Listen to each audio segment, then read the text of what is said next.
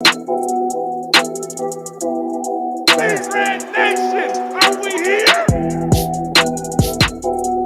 The best show for Chicago sports.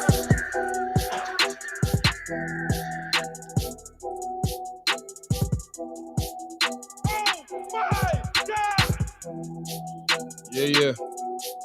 Yeah. Y'all know what it is. Appreciate y'all for tuning in to another episode of the Windy City Breeze Sports Talk Live. We got a lot to get to today, man, because the weekend did not go as planned. I spent it with y'all. We got to talk about these Bulls struggles and that awful weekend play. That's tough. We're also going to get into a little bit of Bears draft preview. We're also going to talk all around the NBA playoffs, man. Got to get into what's going on with the Brooklyn Nets. What the heck happened to y'all? What's going on with that? All that and more in today's episode of the Windy City Breeze Sports Talk Live, man. Make sure you guys come through and push the button. Come on. Push the button. Come on, push the button. Yeah, come on, push your button. make sure y'all push that button. We appreciate all of y'all tuning in and rocking with us. Let's go. Yeah.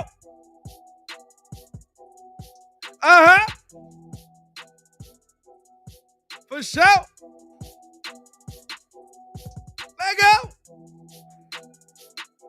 Come on now. Kill the vibe, kill the music, kill the vibe, kill the music, kill the music, kill the music, kill the music, kill the music. What's good with y'all, man? How y'all feeling today, man? Like I said, it's your boy Pat the Designer back at it again. Appreciate y'all for tuning in to another episode of The Daily Show, man. We are here from 11 to 1 Monday through Friday, so make sure that you guys tune in and rock with us. Hit that like button, subscribe to the page. We are the only channel that's talk Chicago sports, how Chicago talk. So make sure that you get in tune with us, man. And, man, do we got some stuff to talk about this weekend. Good Lord. Did not go as planned at all. Did not go as planned at all. I mean, good Lord. You can't do any worse than getting 30 balled in your own crib twice, right? There's nothing worse than coming out and getting 30 balled in your own crib twice, right? I mean, honestly. But the Bulls found a way to do it. It's actually impressive. Right? Because that means you watched the game tape from game 3, went into game 4 and said, hey, let's not do those things again. And you ran it back.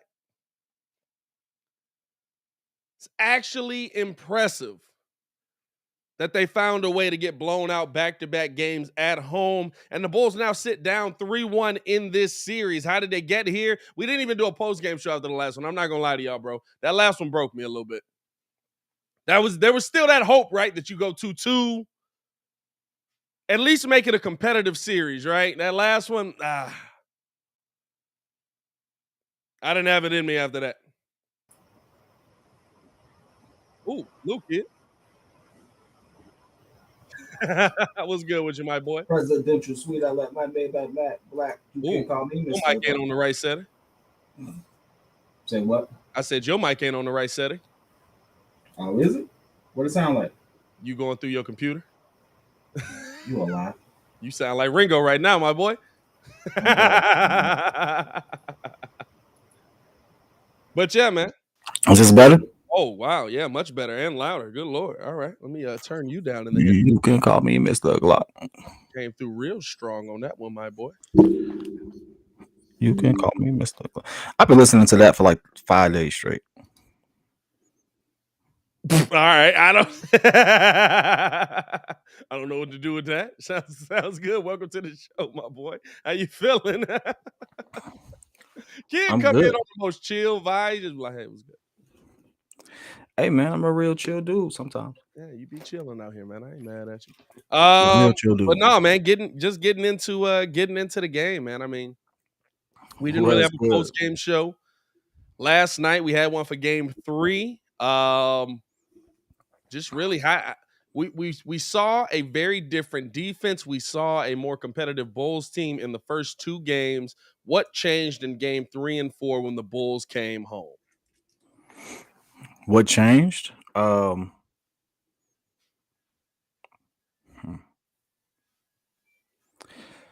gonna put it to you this way. Nothing changed. Nothing changed. The Bucks are a better team. That's I'm fair. gonna take it away from us so it's not so personal. Is Jason Tatum a better player than Kevin Durant? No. No. But the way that they scheme for him, the way that the team defense that they play for him, absolutely contains Kevin Durant. So from that aspect, yeah, Jason Tatum looks like a god right now. He's holding KD to a 20-point average, which is still 20 points, by the way. He looks like a god right now. But is it Jason Tatum one-on-one knocking him down, or is it the simple fact that they're making him work so hard as a unit that you're taking someone as good as he is and making him look, not great but good? Yeah. That's what's happening. So in reverse, that's what the Bucks are doing to the Bulls. The Bucks individually, like, there's nothing we can do about Giannis. But we knew that. But what's happening is we're so focused on Giannis. Grayson Allen looks like a god right now. Yeah. Bobby Portis looks like KG right now. Yeah. Drew Holiday was always Drew Holiday, but Drew Holiday you didn't expect Drew Holiday to come in and drop 26 on you. You didn't expect Giannis to have 32, Grayson Allen to have 27, and Drew Holiday to have 26 in the same game. You didn't expect it. I didn't expect Grayson Allen. Drew, I expect. I know what kind of point guard Drew is, and especially if somebody tells him, hey, go get a bucket because we missing our second option. Drew, I expect. I know Drew can get a bucket. Plus, he's probably got, if we've been real, Drew's probably got, minus maybe, no, Ben Simmons don't have one. Drew's probably got the best post game among point guards in the NBA right now. At this point, it's okay for us to admit, hey, the Bucks are the better team. And they are. It's just such a vast difference, right? Like, I think it's different if they're the better team, right? But it's almost like you didn't come out and show any fight in either game. And when they hit you with a punch, you had no response. And not even to the point where, like, hey, these guys are just better than us. But it made your guys worse. You know what I'm saying? Like I watched that these game. last 2 games, DeMar DeRozan was worse. Zach LaVine actually did a lot of things. Rewatching that game, Zach LaVine did a lot. The numbers that you look at, even if the scoring isn't that up there, Zach LaVine was doing a ton in that game, which is hilarious to me. Why it's like y'all can't be watching Zach LaVine and think he doesn't deserve the max. Like, I watch, I'm just like, y'all can't be watching Zach LaVine and think he doesn't deserve the max. This man was literally throwing dime after dime after dime. Turn me down a little bit. Wow. Appreciate it. But honestly, like, there goes the camera. You having all kind of struggles today. Dog, I don't know why, because it's on. We get you off the screen. Get it. But no. Yeah, there's a lot that the Bulls did well that to me I can take away from that game, right? And he's back. I sincerely don't know what's going on. There's a lot that the Bulls did well, right? That you can take away from this series, I should say. Maybe not that game, but this series. But how the Bulls got bullied. Not only just in the paint, but on the defensive end, to the point where nobody on this team could do anything. And they allowed the people on this team to do things that you really can't count on to do things, right? Like, you allowed Patrick Williams to knock down those few 3-point shots. You allowed Patrick Williams to get to the bucket and get that little floater and get the putback jam, because Patrick Williams is going to have to put up a heck of a lot of points to beat me. You allowed Kobe White to take those wide open shots. Why? I don't trust that he's going to knock him down. You know what I'm saying? They took away, like, to me, the most egregious thing that we saw from this weekend is the ability the Bucks had. And listen, they are a great defensive team. I don't take anything away from them. But the ability they had to shut down everybody minus Zach LaVine. And it leaves you wondering, like, is the construction of this team wrong? Is the construction of this team off? Is there something more that they need to that just wasn't added to this team, or is their identity off? Right? Like, do they just not know what the heck they're doing in this situation because they've never been here? The one thing I would say is it's I'm not trying to be a contrarian by any means. I really don't think it's none of that. I don't think it's, them just now getting there and stuff like that. You literally are getting steamrolled by a much better team on different fronts. Put it to you this way. I see a lot of comments that say, hey, we need to attack the paint. Well, let me ask you this. We saw Zach attack the paint. We saw him attack the paint multiple times last night. He got one good foul, right? He got fouled. But most of the time, someone picked up a stat called a block. Yeah, a clean. Okay.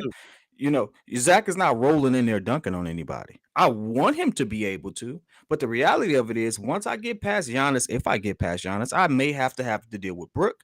I may have to deal with Bobby Portis. Guess what? Guys ain't short. Yeah. Right? They clog that paint. They have a good defensive scheme. They are forcing us to shoot. And so guess what? We're not hitting the outside shot. We in trouble. Yeah. And that's what's been happening. We've lived and died by that three. On this very show, you all in the chat, me and Pat on the screen, we've talked about how efficient we've been from three. Zach was shooting 40%. Yeah. Vooch, everybody loved it when Vooch was knocking him down. They hated when he missed it. Everybody loved DeMar when he was able to get to that shot. Guess what? It's harder for him to get to that shot because they're locking that area down. Mm-hmm. It's an excellent game plan. Hey, if you're going to beat me, you're going to beat me from three. And you're not a great three-point shooting team like you think you are. And they are showing that.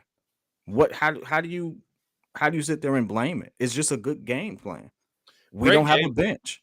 Yeah. They have a very deep bench. Grayson Allen is he a starter? He's a bench player. No, he's a bench player. He's a bench player, right? Hey, listen, they're surprised by what they're getting from Grayson right now. And that's how playoff runs go.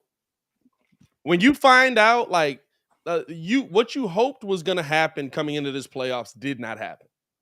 You hoped that you found out that somebody on your bench is better than what you thought they were. You hoped that Kobe White was going to be better than what you thought he was, right? He's not. He's not. He's not good at the one thing he should be good at. He's not comfortable at the one thing he should be good at. Kobe White. Oh, you notice I ain't mentioned his name at all. Yeah, no, you hoped that he was going to be better, but in the end, oh, brother, this guy stinks. It is what it is. Like, you hoped he was going to take that next step at this moment, like we seen Grayson Allen do. Even if it's only for a series, guess what? Sometimes you only need it for a series. Last season, campaign going off in the playoffs. Before that, Jamal Murray going off in the playoffs. By the way, put some respect on Grayson Allen's name. And I say this respectfully. I know a lot of Bulls fans going to say, but he did this, he did that. Here's the thing. I ain't putting respect on his name at all. I'm gonna put respect on his name because listen, Bill Laimbeer is a Hall of Famer. I don't have no respect for his name.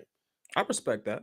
The reason why I say put some respect on his name is because, what happened, but he came in and he hooped. And at the end of the day, guess what we do? We hoopers. Yeah, we're a sports channel. We have to respect hoopers. He came in and hooped. He was like, all right, listen, this happened. I know y'all won't smoke this, that, and the other, but I'm still gonna play my game and you just gonna have to do it. Yeah. And at the end of the day, you gotta respect that. You gotta respect anybody that's willing to roll up in your crib after they done did you dirty and be like, what you gonna do about it? And at the end of the day, I have to have respect for that. Because he did something that on a Chicago term, he got busy with us and we didn't do nothing about it. Didn't do a dang thing about it. And so what I'm gonna do? I'm gonna sit there and say, oh, he sucks. He do it. No, he put some elite moves on us last night, and he was shooting not really open shots. Not really. The same wide open shots we was getting. He was knocking his down. How am I Hey, be mad at that man? that's the difference. I'm not gonna say he put elite moves on us. Like he was like, Dog, he made one good move. He made one good move when he bumped off who was guarding? Was it Kobe? It might have been Kobe.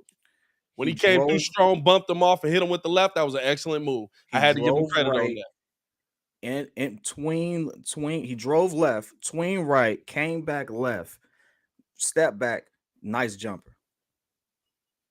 It's not like the moves sound real fundamental, elementary. I don't remember that one. I don't remember that one. The move was real elementary when you like explain it, but it's the speed.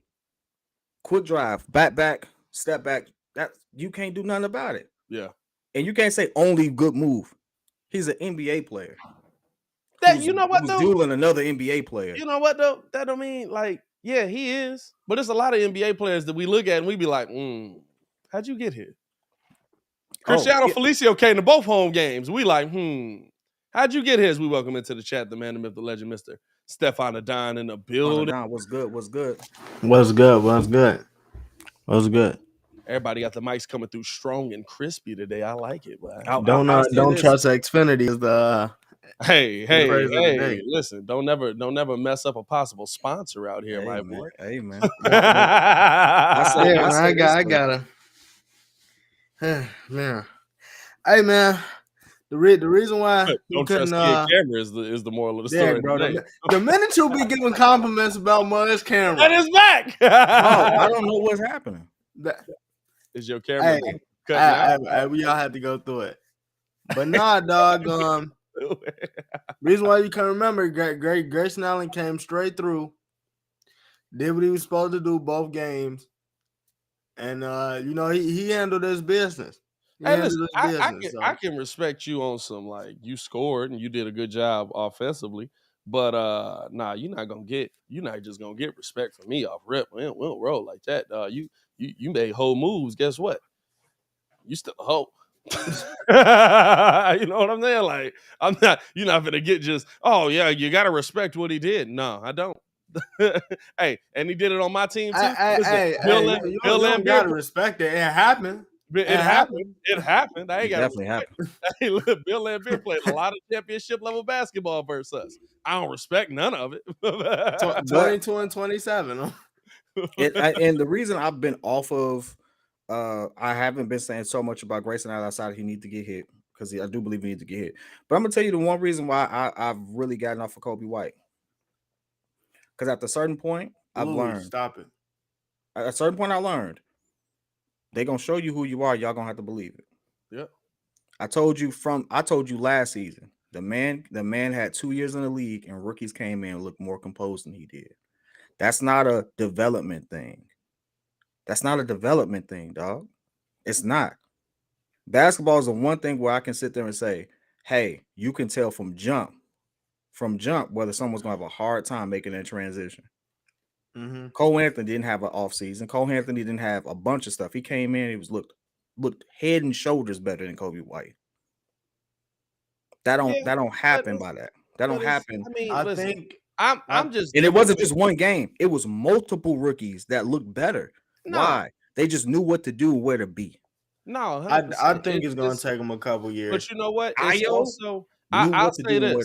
I'll say this. All of them dudes came in behind the 8 ball minus the Billy Donovan guys. Minus the AK guys, I mean. You know what I'm saying? I really do believe that.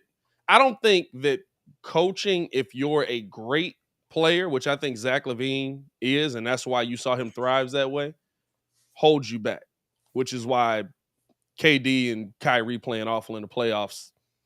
I'm not putting the blame on Steve Nash, even though he's definitely going to be the scapegoat.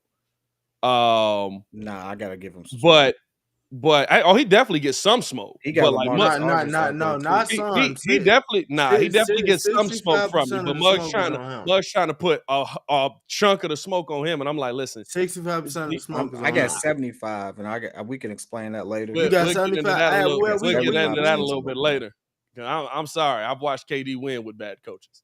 I have not seen KD win. I've watched KD go to an NBA Finals with a bad hit. That don't adjust like that. There's a fundamental adjustment that he could have made, And when he finally made it, we were already down. Hey, we know what the adjustment is. He just didn't want to do it. Even with that, Exactly. right? Like I think Hey, kid, Zach we LaVine. here. I think Zach LaVine, right, was gonna play well no matter who his head coach was because he was developing into a star. Kobe White didn't have that same benefit. Lauri Markkanen didn't have that same benefit. They were drafted. You would hope they were stars. They were drafted at 7. But realistically, Kobe White's best bet is to be a role player in this NBA. As a role player, a head coach can definitely hold you back, as we saw with Blake Griffin, who's essentially got no playing time and has been relegated to becoming a role player. And now it's like, oh, he can play basketball again. Like, mugs don't just forget how to play ball. But they can be taught dunk the way he used to. Don't mean he can't dunk the way he used to. And so it's like, oh, he shouldn't be on the floor. And it's like, no, Blake was doing a lot of things out in Detroit. Like, Blake was doing a lot of stuff for the Nets this season. This season, Blake had several games where he was hitting that bad boy from He deep. legitimately carried them to the playoffs. I wouldn't say all that, but no, he did. He got relax there, Ringo. Blake Griffin put him on their back like it was the Clippers. I will say this: Blake had some good games where his presence was absolutely felt, and it was no reason for him not to be in the lineup. Yeah. And Steve Nash waited until Game 3, that second half of Game 3, to put him in the lineup, and that was a mistake. Let's hold that to the second hour. But the reason I say that is like Blake Griffin was held back by Nash Clip. Role players can be held back. So Kobe White's development has definitely been held back. It's definitely been hindered. When you finally think he's got a shot to get good development, he blows his shoulder out. But that does not change the fact that you've had an entire season where not only were you in a position to be successful, you were in a position to be a starter. Yeah. You got to start figuring it out. I'm sorry. If it's figuring it out on the fly, sometimes that's what the NBA throws at you. It may not work out here. You might go on to be a great player somewhere else. But at a minimum, you feel like the guys that are under Billy Donovan, that are developing under Billy Donovan, have a bit of a head start above the rest of the players. I've seen Patrick Williams in his rookie year be effective year 1. I've seen Ayo Dosunmu in his rookie year be effective year 1. And now as we go into year 2 of P. Will, now he was hurt, but still effective even in the playoffs, to the point where the guys that we had before, that the leftovers from the Garpax era, they still not making an impact. And so like I can see where like there's a setback where like, yeah, Cole Anthony comes in immediately and kills it. But we think they doing some good things down in Orlando. They still losing, but they young as heck. I also got smoke for AK, if I'm being honest. I do. Say what you want. Here's the thing. AK is known for his claim to fame is some of the picks that he has, but he's had some bad picks before. He's had some bad picks. There's no GM that doesn't have a bad pick. Let's get that out the gate. There's no GM that doesn't have a bad pick. He has some bad picks. We praise him because, I mean, he has some picks that are freaking legendary. Jokic, stuff like that. I get it. He has some bad picks. And the way this team was constructed, what we needed and stuff like that, I do not see why you don't make it a necessity to bring Boogie here. I got smoke for that. Wait, a necessity for what? I'm sorry, I didn't get the last part. We needed size. We needed somebody who can score and fill in for Vooch. There's no way you sit there and say Tristan Thompson. There's no way, especially the way Tristan is playing. I cannot rock with that. I cannot rock with you. I understand that we're not done and all that stuff. And don't get me wrong. We are better than where we were, but at some point, for one, his acumen as far as getting picks and stuff like that, a broken clock is right twice a day. I'm not going to sit here and be like, oh, like this is what you've done. Like this is a very what have you done for me lately league. You want to know how I know? Zach has a bad game, but bet you y'all don't want to give him $205 million. Zach has a good game. All of a sudden, oh yeah, let's give him. Like that's the league we're in. That same thing goes for GMs. You got to separate the fan base in the league, though. The same thing goes for GMs. You got to separate the fan base in the league, and on top of that, right, you also got to realize what team he plays for. AK's not getting fired anytime soon. AK probably will be here. I don't say he gets fired. I'm just saying that he has to take responsibility for the simple fact that The reason why we're getting exploited by a bigger, longer Bucks team is because he decided to stand back and not get anything done when we needed to have. We've been having the same issue all season. Yeah.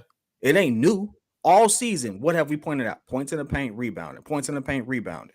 To me, that's the biggest change. Hey, Chris Middleton going out. I'm gonna Chris tell you Middleton this, going out for them was the best thing they could have done. I'm gonna tell you this though. If they would have got Boogie, this is a whole new. This is a different series. This is a 2-2 series, if you ask me. I'm not gonna. Oh no. If they would have got because I'm gonna tell you right now, the key different. Mugs want to sit up here and talk about Grayson Allen, giving them all this smoke. Brook is the one. Brook changes legitimately everything. You get Boogie, Brook can't do what he's doing. Brook ain't even played well the last 2 games though. But he's long and he tall. He changes directions. Defensively, he's playing well, but I mean, like the first 2 games, he was putting up 25 on us. But come on now, is Brook moving like that so bad that Boogie can't stick him? Why would Boogie stick him? Boogie wouldn't be sticking Brook. You would have to have Boogie sticking Bobby Portis coming off of the bench because Boogie would have been coming off of the bench. Give me 1 second. But that whole I don't disagree either, right? Like I feel like because you know how we saying like, oh, we can't give Tristan minutes right now because Tristan ain't spacing the floor. I agree. That in the third. But Boogie changes that. I'm not saying that the Bulls is up 2-1 right now or anything, but it's definitely 2-2 because I feel like that give DeMar more space to operate and everything like that, and then you get those lanes to the basket. If Boogie can knock down shots, I think Boogie can, but Boogie can. I think a lot of players on this team can. It's about can they do it. It's about are they doing it though. You know what I'm saying? Like that's the biggest difference, right? Game 1 is lost because we couldn't knock down shots. Mm-hmm. Yeah. You know, game 2 you win. Guess what? You knock down 49% of your shots. Game 3, you lose in dramatic fashion. You shot 38% from the field. Game 4, you lose. You're in the 30s again from the field. Like, I think Boogie Cousins coming here might make you a little bit tougher, which I think a lot of Bulls fans want, right? But I don't think that it makes you oh my God, now we're tied with the Milwaukee Bucks, right? Because is Boogie Cousins stopping Giannis? Is Boogie Cousins stopping? Like, let's be real. I love Boogie. Boogie ain't the same Boogie from Sacramento no more. Boogie ain't playing defense like that. We know that. Boogie ain't playing defense like that no more. You know what I'm saying? Like, he's not. Boogie's out there for offensive purposes. You know what I mean? Like, he's not playing. Like, he might get a block at the rim. That's the most he's doing right now. And you're not going to back him down. But Brook Lopez taking him off the dribble, for sure. You know what I'm saying? But this the thing. Taking him off the dribble, it's not like, I mean, but Boogie know that, you feel me? He ain't really got the foot speed to be going out there like that. All Brook got, bro, if he not shooting, he got that dirty punk fake that everybody always jump for. Yeah. And they ain't taking him to the basket, and he moving mad slow to the rim. It's not like he can't stay in front of him. The only thing I think would have given you an advantage of bringing in a guy like Boogie Cousins, or just more so a Boogie Cousins than anybody, but really just somebody who's going to bring you that presence inside, is that with Boogie, right, you know that he knows what's going on in the Bucks organization because he was there. Right. But by no stretch of my imagination do I think Boogie Cousins plays a difference. Would I rather have Boogie Cousins than Tristan Thompson? Yeah, I would. But, I mean, at that point, right, we're talking about, can this guy do this? Can this guy do that? That's still ifs. If it was a fifth, we'd all be drunk. Y'all know how we get down on this show. And for me, like, what changes? Like, you still need to have a transcendent player. The Bulls don't have a transcendent player right now. Zach LaVine, I believe, can be that player. But on offense, it makes them better if Vooch goes to the bench. Because Brook is not sitting paint if Boogie's in the game. Why Because wouldn't Boogie can shoot. Vooch can shoot? Vooch shot 4 for 8 in the one game we But won. Guess what? They living I'm with that saying though. though, like But again, when you do that, because eventually Vooch need a rest. You got Mug setting paint. That's really not supposed to be setting paint. but again, So right? Like this is the thing. At the end of the day, Giannis is on the other side. That's the difference in this series. that's true, but That's the but difference you in got to this series. think that's taking Brook out the paint to allow for more drives. Now look, I'm not saying that's gonna fix everything, and it's just gonna be a late to the basket every I don't think time. it's taking Brook out the paint. Vooch was open. Brook didn't come out the paint. After game 2, the Well, Milwaukee Bucks. that's because he's shooting 30%. I'm gonna play the percentages. After game 2, the Milwaukee Bucks made the decision. Even if they knock it down, we're not leaving the paint. Yeah, no, that's a And fact. guess what? That's That a fact. decision worked. You go back and watch that game. They don't leave the paint. There's 1 foot in the paint, 1 foot out. His IQ isn't terrible. His handle got to get better. His handles definitely got to get better. I disagree with that. His But- IQ isn't terrible. His handles got to get better. Hey, your IQ can't be that bad. You just dropped 15 assists. Sorry about that, fellas. No, you all good. But no, No, I you just good, bro. I just feel like like Well, I'm really messing with that hat. when I look at Thank you. the construction of the Bulls and what could have been done or what should have been done, right? And we had the discussion in the Discord. By the way, I'm going to drop the link for the Discord in here, man. If you guys want to join up in the Discord. The Discord busting. The Discord is busting, man. We getting that mug cracking over here, you know what I'm saying? Having a good time over in the Discord. But here's the thing, right? Like, we talked about it, and we were talking about in the Discord kind of what makes a championship, what makes the Bulls a championship team, how long they have. And kids said they probably don't hold on to P. Will because everybody's got probably 2 years with this. And my retort to that was, and looking at where this team is and the construction of it, there probably is no core if P. Will doesn't develop. That's a fact. There is no core if P. Will doesn't develop, right? If P. Will doesn't develop, why is P. Will considered a core piece? Let me ask you this. Can you win a championship with the team as it's built? No, but I'm before you continue on that. Can you win a championship with how these mugs are built? I want to go back to what PK said yesterday. I think you left. Piece? I think you left for a little minute.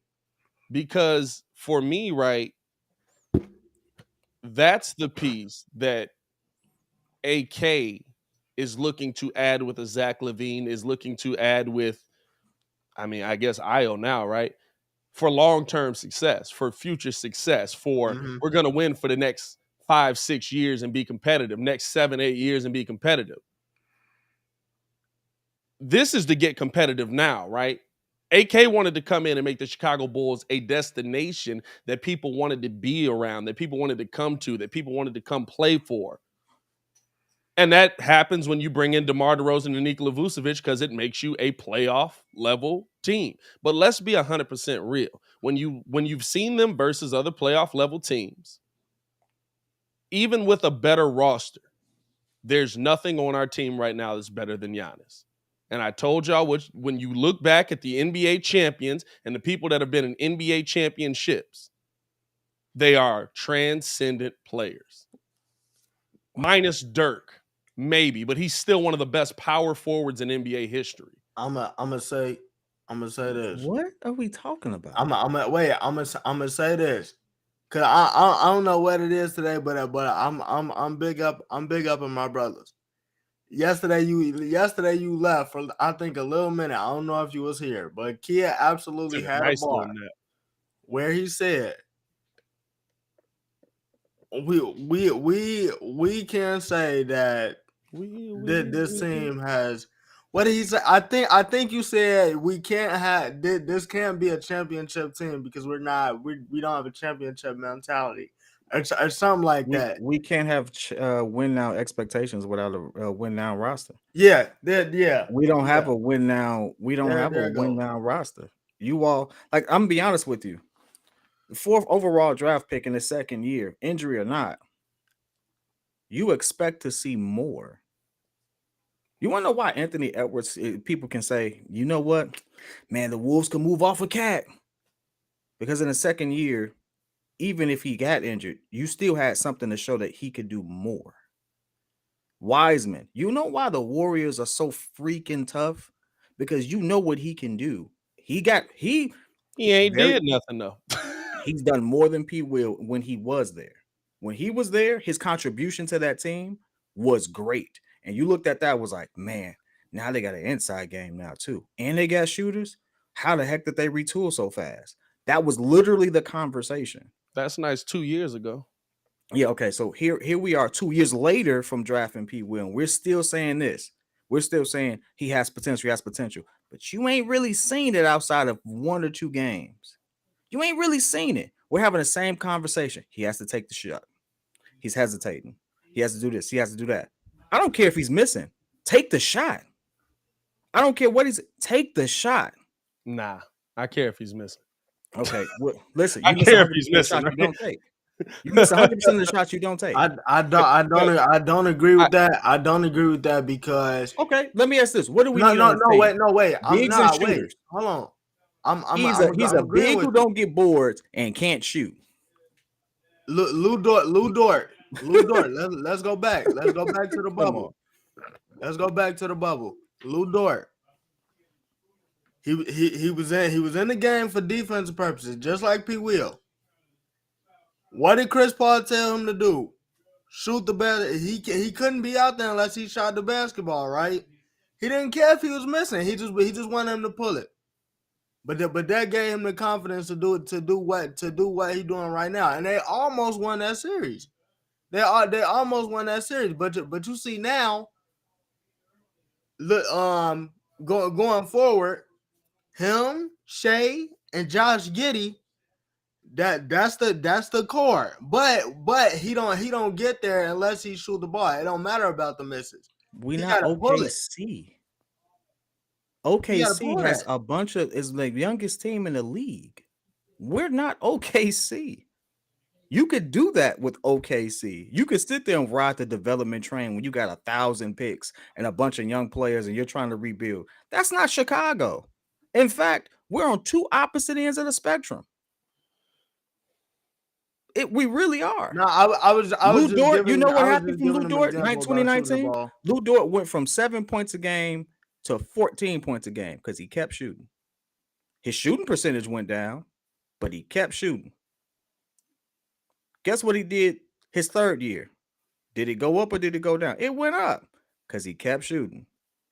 You can't sit there and say, hey, don't shoot, when the only opportunities he's getting to be productive on the floor are the opportunities they're giving him to do what? Shoot. He has the opportunity though. With 3 shooters on this team, does Bro, P. you Will? playing 90s basketball in 2020. With 3 shooters on this team, does P. Will? When P. Will finally gets the rock in that corner, he can't sit there and do the pump fake hesitate. You're open for a reason. Take the shot. You know what's a good analogy? Go back and look at how Giannis, when he gets into that cup, he spins out, he kicks it to the corner. What do those players do?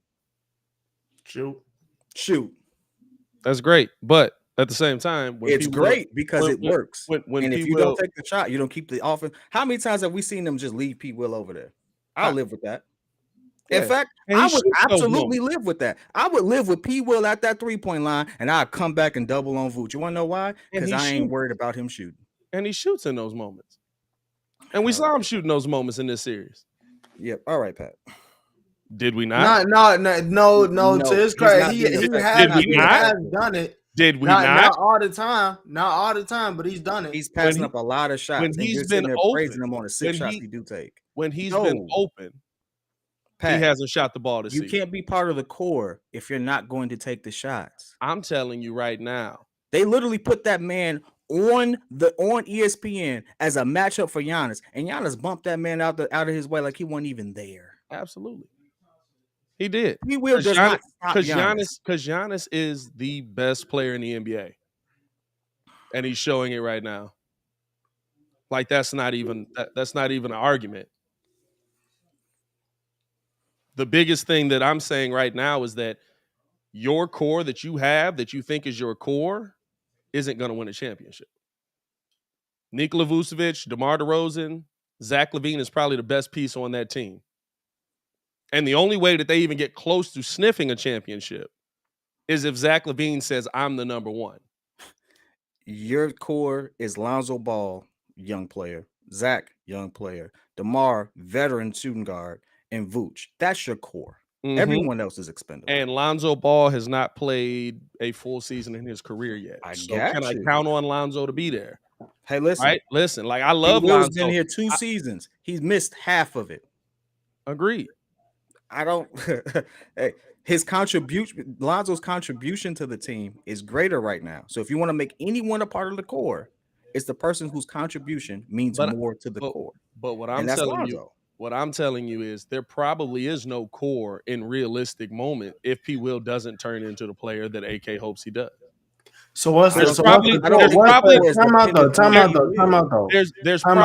core? There's probably no championship shot if P. Will doesn't become a transcendent player. So what's the core? You are banking on P. Will to be a transcendent player. You don't have any aspirations to win in the first goddamn place. Why do you draft him at 4? Clearly, AK thinks he's more than you think he is. Okay, and he won't. And he won't move on. Mean it was a right decision. I'm asking a question, and y'all just what going forward? If P. Will develops, I want both of y'all answers. What is the core of the Chicago Bulls? I already told you what the core was for me. What's the 3? Your core is 4. Our starting lineup is our core. It's 4. Okay, so our core is done in 2024. So what's the 4? What's done in 2024? Your core is done in 2024. In 2024, Vooch will be 35. DeMar will be 34. He can't be a core piece. He can't be. If you're talking about a champion, you got if we talking about a core, your core. That means you have no core. It's not Vooch. Vooch is already what, 33? That's not. So that means you're hoping that your core is literally just Lonzo and Zach. Because outside of that, by 2024, I have to make a decision on whether or not I'm re-signing P. Will. Yeah, by 2024, you can make that decision. And if P. Will ain't the piece you thought he was, then don't re-sign him. But what I'm telling you is you don't have that transcendent piece right now. Especially if Zach LaVine ain't healthy. If Zach LaVine's healthy, you might. I do think he's that level of shooting guard. I do think he comes out and he's able to play that level of basketball. He averaged 19 literally in a series where he couldn't walk. So, kid, in my opinion, Ayo is a much better piece to insert into this than P. Will currently. Kid, what's the 4? I already told you. My 4 is still Vooch, DeMar, Zach, and Lonzo. That's still that lineup there. So we done it. So we done it 2024. So the Bulls have blown it up in 2 years. I don't think it can be Vooch. You have to get through the next 2 years. Lonzo could re-sign. You're going to sit there. You have to decide on Zach today. I mean, well, not today. You get what I'm saying. You have to decide on Zach now. Zach's getting re-up. Zach's here. DeMar, it would be 34. Come on now, 34. Let's not make it seem like he's 40. All right. Let's not make it seem like he's Michael LeBron Jordan won a James. championship at 35. Come on. Let's not make it seem like he's anywhere near LeBron or Michael Jordan either. Right now, you're going to tell me he's going to have that steep of the decline that he's not going to be an effective two guard? I'm just saying. Me personally, I don't think. I think you've seen fall offs harder than that, quicker than that. I'm with you know what? You're giving me a lot of ifs on that end, but you're sitting there like doing a bunch of ifs on P. Will's and you have all this hope for it. But like, it's not hope. I'm telling you, the proven statistic is all the players I just mentioned. The proven impact of DeMar is there. The proven impact of Vooch is there. The proven impact of did I say Zach already? No. The proven impact of Zach is there. Lonzo absolutely has impact there. Like that's proven. Mm-hmm. Like the only if you have, if it doesn't work out 2024 and after, you realize you talked about a future date, right? Presently, it's not working out for a particular guy because maybe AK, it's very possible, went too high for a guy that didn't give him what he thought he needed. I'm not arguing that. What I'm arguing with you is that you don't have a core. You don't have a team that's going to have long-term success if you feel like you're going to have that with DeMar and Vooch. Yeah, they might win you a lot of games.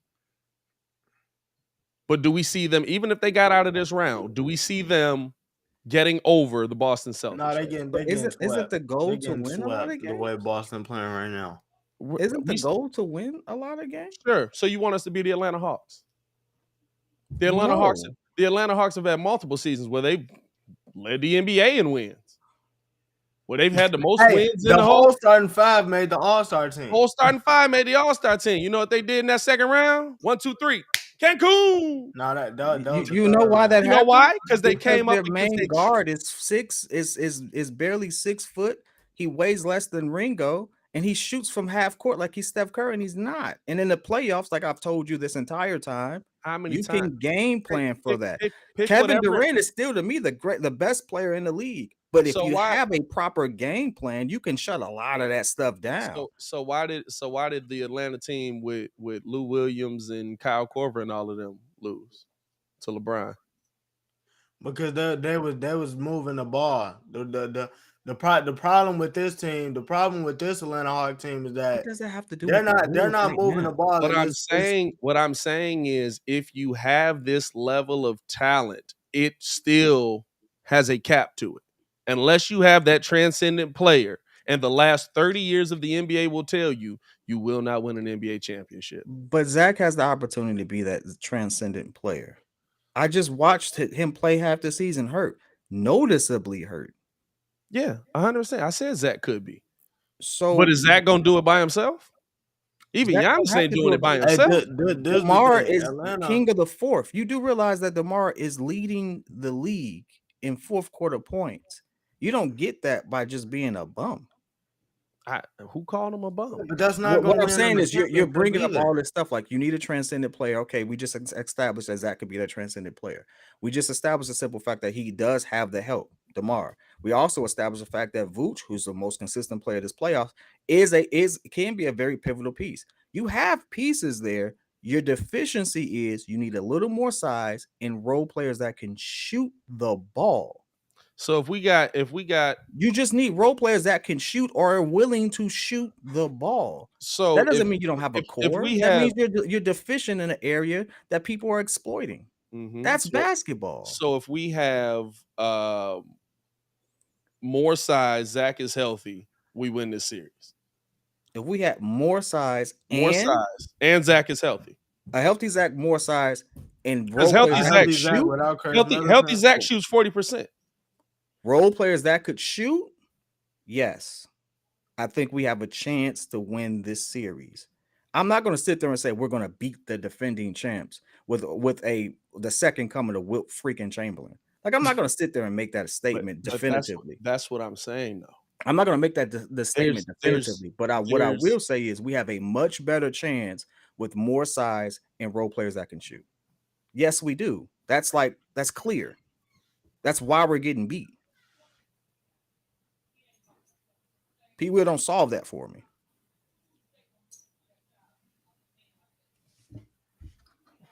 I don't know. I don't feel like you win in this NBA without that level of player.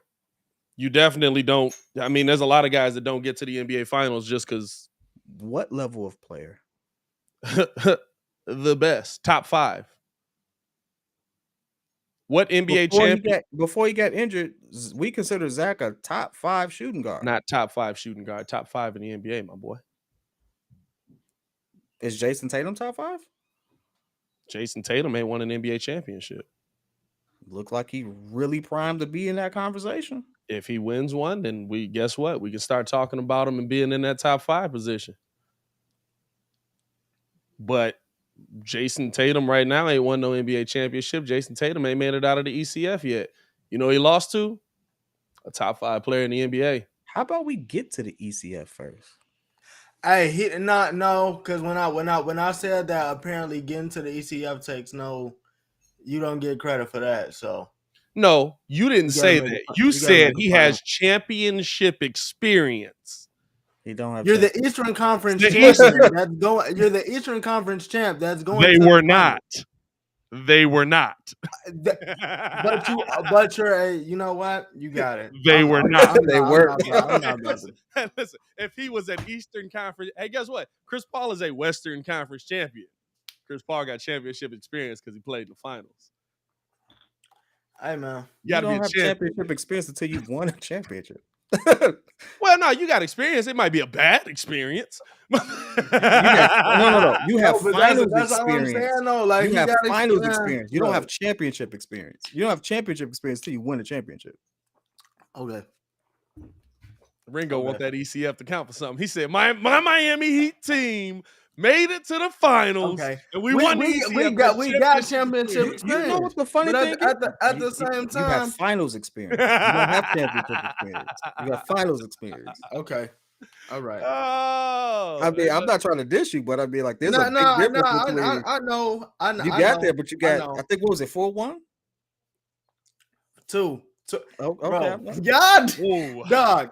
Hey, Jimmy did something we still waiting on Zach to do twice. You know, like I for anyone who says that, you know who has championship experience then? Charles Barkley. I don't see no ring on that man's finger. I would say playing in the final. I can see what you're saying. You got finals. Man, experience, I'm just saying, like, but I would say playing in a championship, like Penny Hardaway will tell you the finals are different. The finals is a whole different Did atmosphere. you hear how Kenny was talking about playing against them to Shaq? Mm-hmm. He was like, I've never told y'all this, but we knew y'all was gonna take awful shots, so we just kept letting y'all shoot. I mean, nah, I know it's a different level just from hearing Charles talk about it when he said, I didn't have because he felt we gotta like get the into reason that why they too. lost was because he said that he didn't have them ready game one. If he would have had them ready game one out of finals, he felt like they would have won Because they had confidence behind them. Yeah. I'll say this. I believe too. that. I'll say this believe that part. before we split here, right? Or not before we split, but before we switch topics here, we're gonna get into a little bit of Bears draft breakdown, and then we gotta talk about these Brooklyn Nets, man. It's wild out here, dog. What's going on with them? But you just don't want to believe. That's fine. They got shut down. Hey, listen. But no, here's a question. Does Charles Barkley have a point when he talks about people riding the bus versus driving the bus? Even though some of those people do have rings that he's referring to, Charles Barkley was the clear-cut number one leader of the Phoenix Suns. Whereas, while Kevin Durant may have been the best player on that team, Kevin Durant's definitely riding the bus. Like he was not the leader of the Golden State Warriors. He wasn't the main piece that made it go, right? Like if KD went down, we was still like, if Klay's healthy, they still win that championship. Klay being healthy, they still beat Toronto. That was such a big losing. Like they were still beating Toronto, wasn't they, until Klay went down? Yeah, they had a chance. They were still beating but Toronto. they were going back and forth. Yeah. I think that because they already had the championship experience, like for me, right? Like Steph is the leader of that.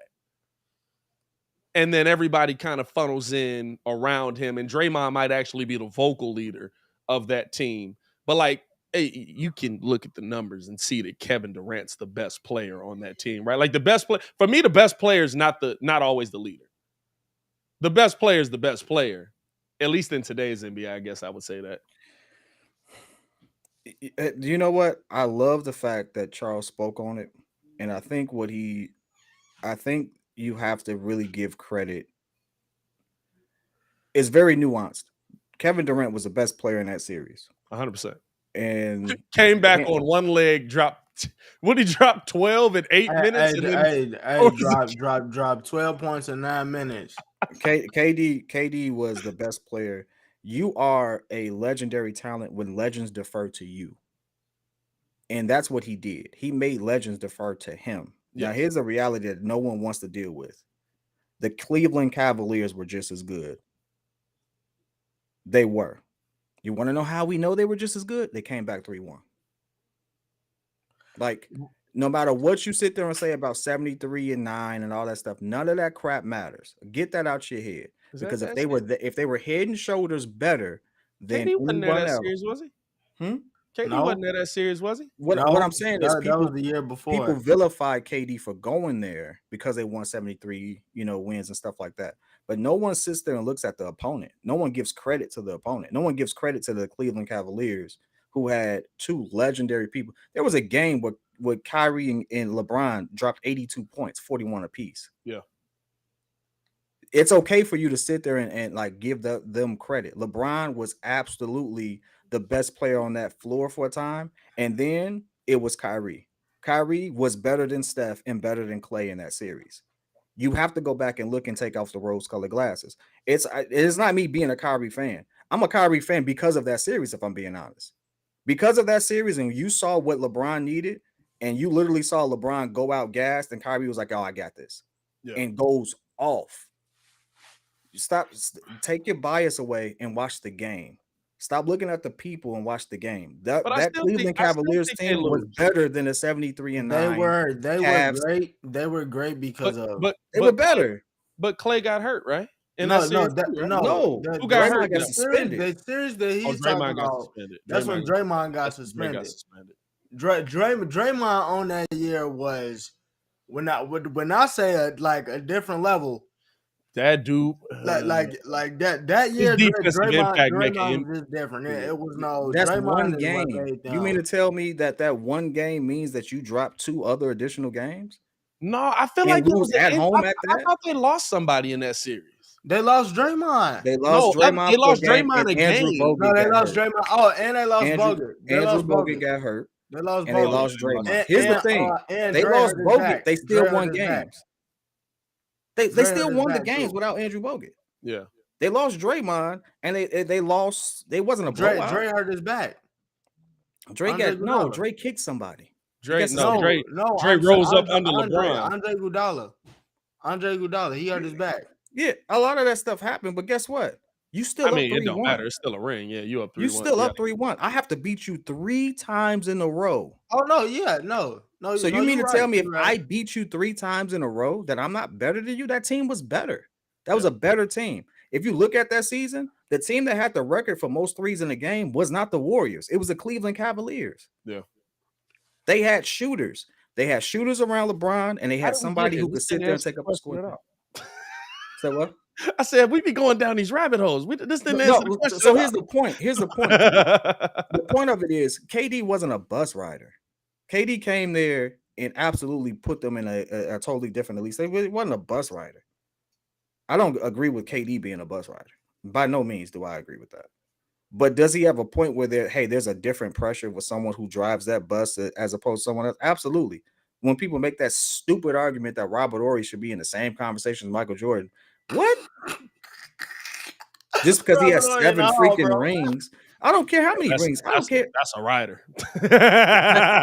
he's a bus rider. Big rider. Was Kareem a bus rider when he had Magic and what's the name next to him?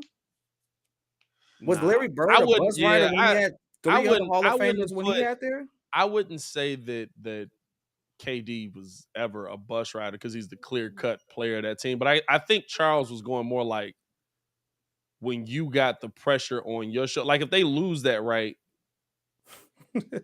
does that then turn on KD and say, oh, you lost with the best team?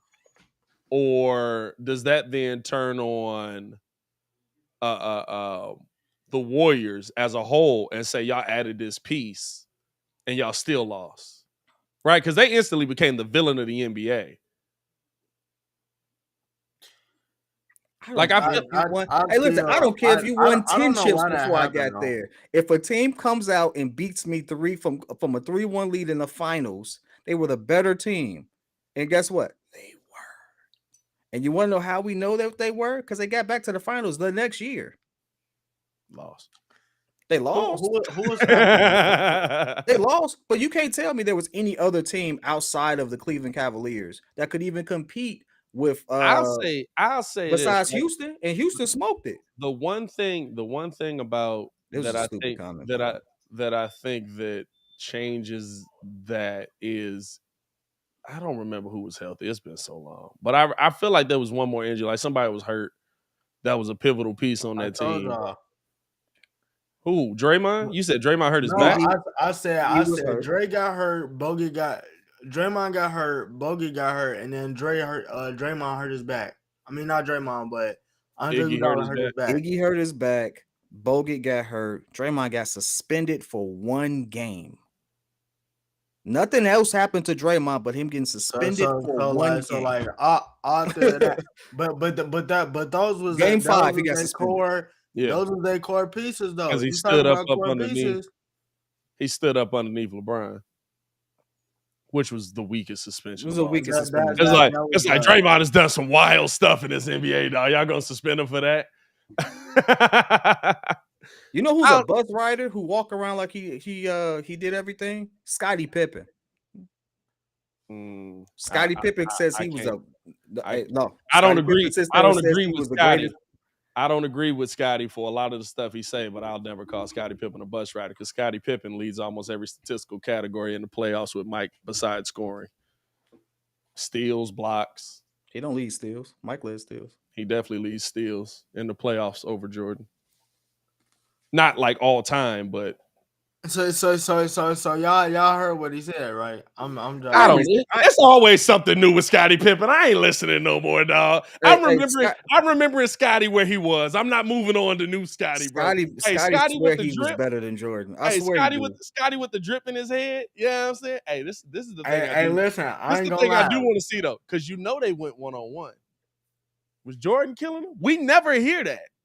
We never hear like, hey, Jordan, no, like none of the teammates come out and be like, no, Jordan was killing this mug in practice. What if it come out like Horace Grant get pissed and he be like, I'm gonna be real with you. I ain't never seen Jordan beat Scottie 1-on-1. Let me ask you this. What? Let me ask you this. This is a big question. Hey, it would be hilarious. No, they played against each other when he was in Washington and he was in Portland. Scottie won. When he was in Washington and he was in Portland. When Jordan was in Washington. Yeah, Scottie won. Scottie had a better team too. He did have a better team. Scottie had a better team, bro. Like, you can't compare them two. First of all, I'm completely joking. I'm just going based on the fact that Scottie Pippen is out here saying he was the greatest of all time. Like that's a bus rider for you right there. No, I don't. I just made the analogy that Kareem wasn't a bus driver with Magic. Like, like I'm clearly joking on that. There can be. Top news for the week, and it's only Monday. Hey, I think there can be multiple, right? There can be multiple. Kenny was a bus rider. Kenny was a bus rider. He really was. You know what I'm saying? Like there can be multiple bus drivers in the situation. And Kenny was absolutely a bus rider. Kenny was a nice player. He was a very good role player. And Kenny Smith, honestly, was the one that was like, yeah, it's easy to get assists when you say give it to Hakeem. But he was the one that, like back then in the 90s, point guards made the offense go. So Kenny had to know everything that the coach knew. But when what the coach know is get the ball to Hakeem, you goddamn right. You know what Penny's problem was? His idea was, let me shoot this mug. Grayson Allen, if they get a ring, bus rider. Bus rider, for sure. Bus rider, right? He put it on us. Bus rider. Like, yeah. Hey, listen. I love Bobby Portis. Bus rider. He's on the back seat. I think he in the middle of the bus. I think he in the middle of the bus next to the door. Nah, because this the thing.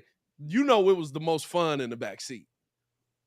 Nah. The back of the bus. The back of the bus always dope. Back of the bus was lit.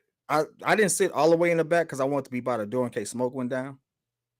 The back of the bus was the best door. The door in the middle. Oh, y'all was on the side? I stood by the door. See, y'all I'm talking about CTA buses, not school buses. Oh, yeah, well. We ain't really do school buses. I have to take CTA to school. You know what? Yeah, that's very different. I was thinking we was talking school bus. I ain't gonna lie to you. Are we talking CTA bus then? We talking regular bus here? Hey, CTA bus. I got Bobby Portis guarding the back door. Bobby Portis just standing there. Bobby Portis the type of dude, he don't sit down on the ride either. He just stand there and let the bus keep driving. Sit down. But he not holding nothing. He just got the balance because he's training. Hey man, let's pay some bills. Hey bro, you good? Yeah. Brooke Lopez, right. Hey, the dude that's just standing next to you when there's a seat right there, but he just standing right here, just like, you good, my guy? Hey, you need passengers on the bus. Let's not get it confused. You need passengers on the bus. Hey, but not everybody can drive this mug. That's all I'm saying. How the bus gonna make money, man? And not everybody can drive it though. Yeah, I'm saying we know who's driving it. He's taking that mug straight to Greece. Hey man, let's pay some bills on this mug, man. We appreciate y'all for tuning in and rocking with us, man. If y'all could for me, make sure that y'all push the button. Come on, push the button. Come on, push the button. Yeah, come on, push your push that button, man. Hit that like button, subscribe to the page. We do talk Chicago sports daily on this channel. Before we get into a little bit of Bears talk, we got to tell you guys about Blue Chew. Let me get the music crowd. Oh, came through saucy right there. I like that one. Hey, it's time to dig yourself out of that winter hibernation. Spring is here, and it's time to get sprung with Blue Chew. That's right. This episode is sponsored by Blue Chew. Guys, confidence can take you far in life. It also can help you in the bedroom, especially when it comes time to step up to the plate. That's where Blue Chew comes in. Blue Chew is a unique online service that delivers the same active ingredients as Viagra and Cialis, but in chewable tablets and at a fraction of the cost. You can take them anytime, day or night, and the process is very simple. Sign up at bluechew.com, consult with our licensed medical providers, and once you're approved, you'll receive your prescription within days. And here's the thing. Tablets are made in the US of A, and they're prepared and shipped direct to your door in a discreet package. So don't nobody know nothing, you know what I'm saying? So if you can benefit from a little bit of extra confidence in the bedroom when it's time to perform, Blue Chew can help. And we've got a special offer for our listeners today. Try Blue Chew free with the promo code Windy City at checkout and just pay $5 in shipping. Again, try Blue Chew free with the promo code Windy City and just pay $5 in shipping. Go to bluechew.com for more details and more important safety information. We thank Blue Chew for sponsoring the show. Y'all like that? Y'all like that? A little saucy on that one? Hey, man, saucy? listen, I'm going to tell you this. That music right there, I don't know if we were going softcore or not. I didn't know what was happening. that music right there was different. Hey, man, come on now. Come on now. It is what it is. Bruce wilding in the comments, dog. Hey, man. Hey, we appreciate y'all for tuning in. Like I said, man, we appreciate all the love that you guys show to the channel, man. We're going to get into a little bit of Chicago Bears draft preview because the draft is Friday, and we've kind of talked about what we want the Bears to go after. And looking at some of the pieces, y'all know I'm going to have a ton of draft breakdown coming out this week. We look at some of these players that are on the field and stuff like that, man. And Bears have the 39th pick, the 48th pick, in the second round. And you would look for them to get pivotal pieces there. And it would seem like, right, they're going to try to here's the problem. They've got like 59 guys signed. By the way, Byron Pringle's doing donuts in the parking lot, so he's in jail right now. Is he really? Yeah. You didn't see that news drop last night? Yeah, bro, that was like he was doing donuts in a parking lot in Florida, so he's in jail right now. Hopefully he gets out, man. Hey, listen, I ain't gonna lie to you. I ain't mad at a jailbird on my team as long as he can play. I love gridiron game. It is what it is. But here's my question to y'all. Wow. As we get here, right? They have to sign a bunch of people, and they're probably going to need a lot more young talent to get this thing moving forward because they're going to sign like the older vets, of course, to get them in training camp and stuff like that. But is it a better position for the Bears if they stockpile picks and try to find their glue guys this season, and when they have their full slate of picks, go for their star next season? I like the trading back in the draft. I hear a lot of teams are trying to trade down. So like there's some teams with higher picks that are trying to trade down. If I'm the Bears, considering what we need, I would try to negotiate up. Some of the best receivers I know, I don't expect them to be there by 39. I just don't. And I think we need one of them. The best, no, but there's a lot of wide receiver depth in this draft, dog. I'm talking about, I'm looking at Sky Moore. Sky Moore might go in the 4th round, dog, the way he's dropping. Really? Why is he dropping? Hey, listen, because he's small. He's small. Darnell Mooney size. Look, who we got in the 5th round. It's only out of all the receivers, Baki centers. It's only George Pickens and Sky Moore. There's nobody else. Everybody else. George is going to go 1st round. I don't think George is. I think we've hyped up George too much. I think the world is hyped him up too much for him to go 2nd. George, I don't know if George is going 1st round or not, but it's George Pickens and Sky Moore. Yeah. Everybody else he said Y'all gotta stop sending mugs that's getting clean, Hey, free listen. releases Hey, off of these no-name DBs. hey, He not cold. They just letting them through. He not Hey. cold. Like, this is the thing that I will say, dog. As I've been doing like the draft reviews and draft breakdowns and stuff like that, man. The funniest thing in the world is when they send me those players, and I don't know. Y'all know I don't watch college football, so I don't know none of these bugs. But then you just see him like in coverage, and you just like, there's no way he's making the NFL. fam, they sent us a dude from like some bro. It wasn't none of the major four conferences. It wasn't even a SWAC. So I'm like, the steal in the draft for me is Traylon Burks. I don't know if he falls to the second round. He might be. But he's been dropping because of a lot of the same things as DK Metcalf, which is somebody everybody wants the Bears to go trade for. And I'm like, dog, there's multiple dudes in this draft that fit the bill. But Traylon Burks to me, absolutely is not a great route runner. He's huge. He's got an amazing catch radius, and he's got great hands. Which is the one thing to me about DK where I'm like, if you get that ball in there, he got it. But you got to get that ball in there. So it puts a lot more on Justin. I would get him though for that reason. Fast? I need a see that video. He a 4.5. He runs a 4.5. Same as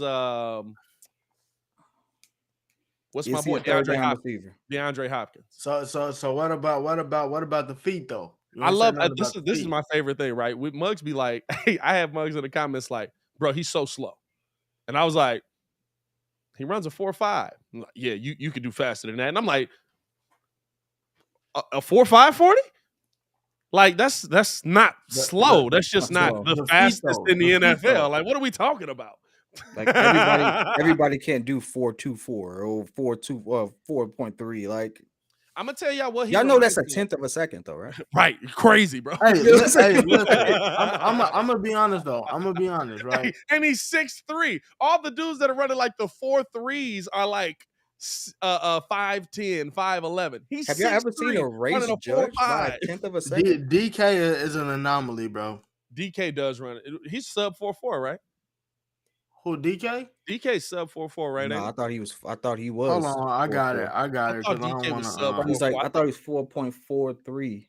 Because remember he was fast enough that Muzz were like, no, you could run in the Olympics, and he tried it out and got smoked, but he also wasn't training. 4.33. Yeah, 4.3. Yeah, he's sub 4.4. Yeah, that's what makes DK freaky. Hey, listen. Like, and this is the thing. I'm gonna send them both second round. I'm gonna send them both second round draft picks for him. But I would get DK. Thing. I really would. They for 2 second rounders, you ain't getting him. they ain't sending him for no 2 second rounders. He ain't broke 1,000 yards. I mean, I don't think he's ever broken 1,000 yards. He's gotten close. DK? DK, no, he had one season of above 1,000. DK broke like season. What? 1,200, 1,300 yards, bro. What? He has one season over 1,000 yards. No, we can't do that. He might only have one season over 1,000. Steph, I'm not lying to you. He has one season above 1,000 yards. You looked it up. I swear I looked it up. Hey, but it carries over because he had like but them yards per catch though. Look it up. Look it up on screen. Put it on screen. He has a 900-yard season. I think he has an 800-yard season. I think he has a 1,200-yard season. I think you're right. But even with that, right? Like, I feel like he ain't giving me Tyreek. But dog, he has 900. Bro. He played 14 of 16 games. He has a 1,300-yard season. He played 14 of 16 games, and then he has a 967-yard season. He had Geno Smith. We're talking about what? 34 yards off of 1,000 and 100 yards off of 1,000. I'm still getting. Yeah, but all the receivers that got the big payday and got all the major they have like 13 and above consistently. Yeah. Hey, that's called scheme, and we know what Pete Carroll out there doing. Listen, that may be true, but it absolutely affects a player's it's a Fendi fact. Listen. Russ throwing a lot of touchdowns for us to be slandering Pete Carroll's offense. He thought Russ absolutely got traded to Denver for the bag. Russ throwing a lot of touchdowns for you to be slandering Pete Carroll's offense. He threw a lot of touchdowns to get 4 wins. And them touchdowns was to lock it. They definitely beat a Lockett. I'll give you that one. They definitely beat a Lockett. But you know what? This is the thing, right? For me, So right? why would we not want to trade for the guy who he ain't throwing to? No, because It's not that he's right, not doing it. He's not looking for him. The thing for me, there's two things for me when it You comes. really think that, huh? No, he's definitely going to Lockett on third down, 100%. When you look at it, because DK gets they usually because all I'm saying is you just dropping that stock, and all I'm like say, listen, hey Pete, I know you want to rebuild mode. This is a deep receiver class. I need something. I need somebody to get my boy out right now. Go ahead and take these two. I send you somebody else. I will say I do like the mentality on that, right? Like if you could get DK for a second round, but the problem is, right, you're paying DK like a one. Now you're taking on paying DK like he's the number one. And yeah, he had the 1,300-yard season, but there's a lot of times where DK absolutely gets shut down. It's usually in zone defense. Like DK has those games where like if I'm going to lock it, DK's open.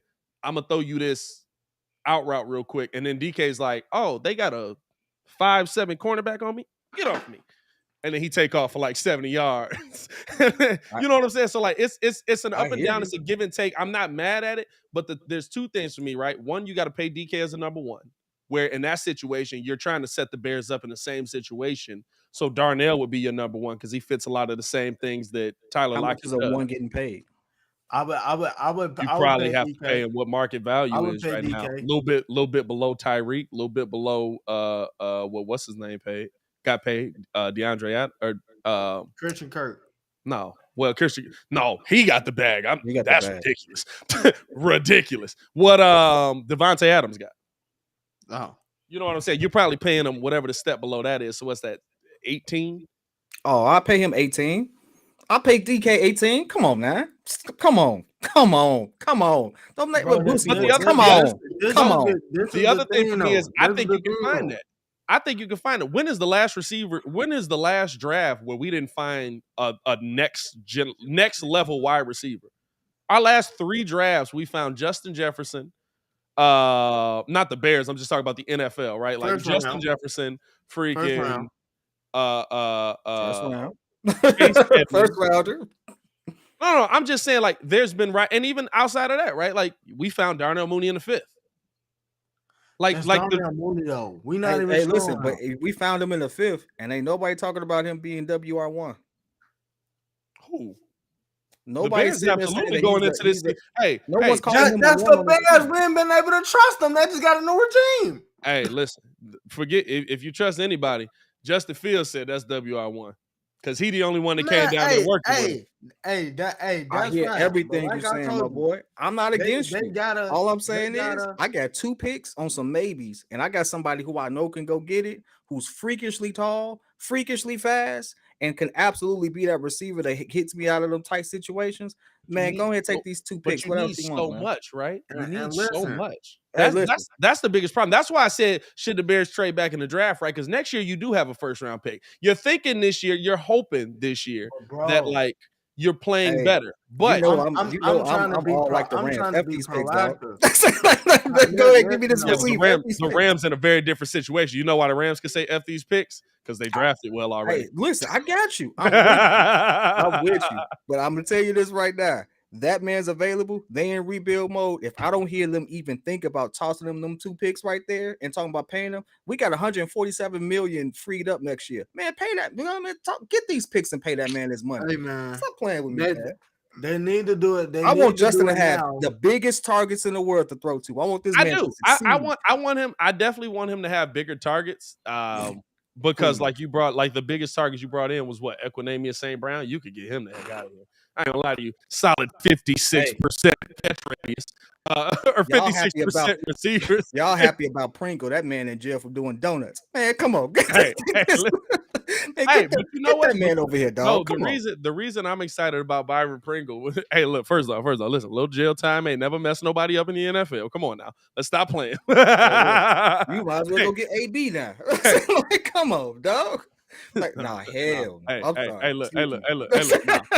Hey, AB finna get the bag. You shook your head like you was with it. No, AB finna get the bag. What you talking about? AB finna get the bag.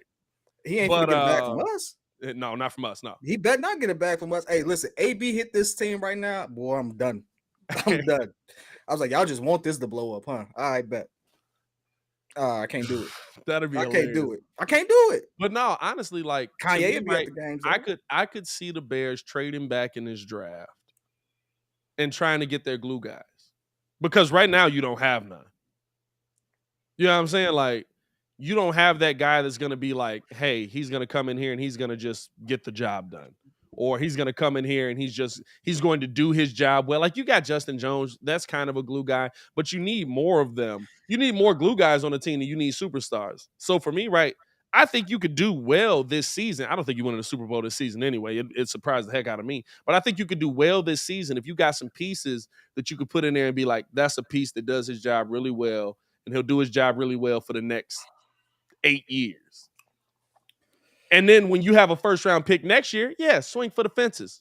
What's the wide receiver class for 2023 look like? Like, I don't know. I ain't even started looking at it, Ringo. Like, who's the ain't looking. go-to there? I can't tell you. They started the spring game, so I can't really tell you until they come out with like the actual rosters. Y'all listen, this season I'm cruising. I can't got no even do it. expectation. But this is what I will say though. This is what I will say, and Brandon I think- Ennis.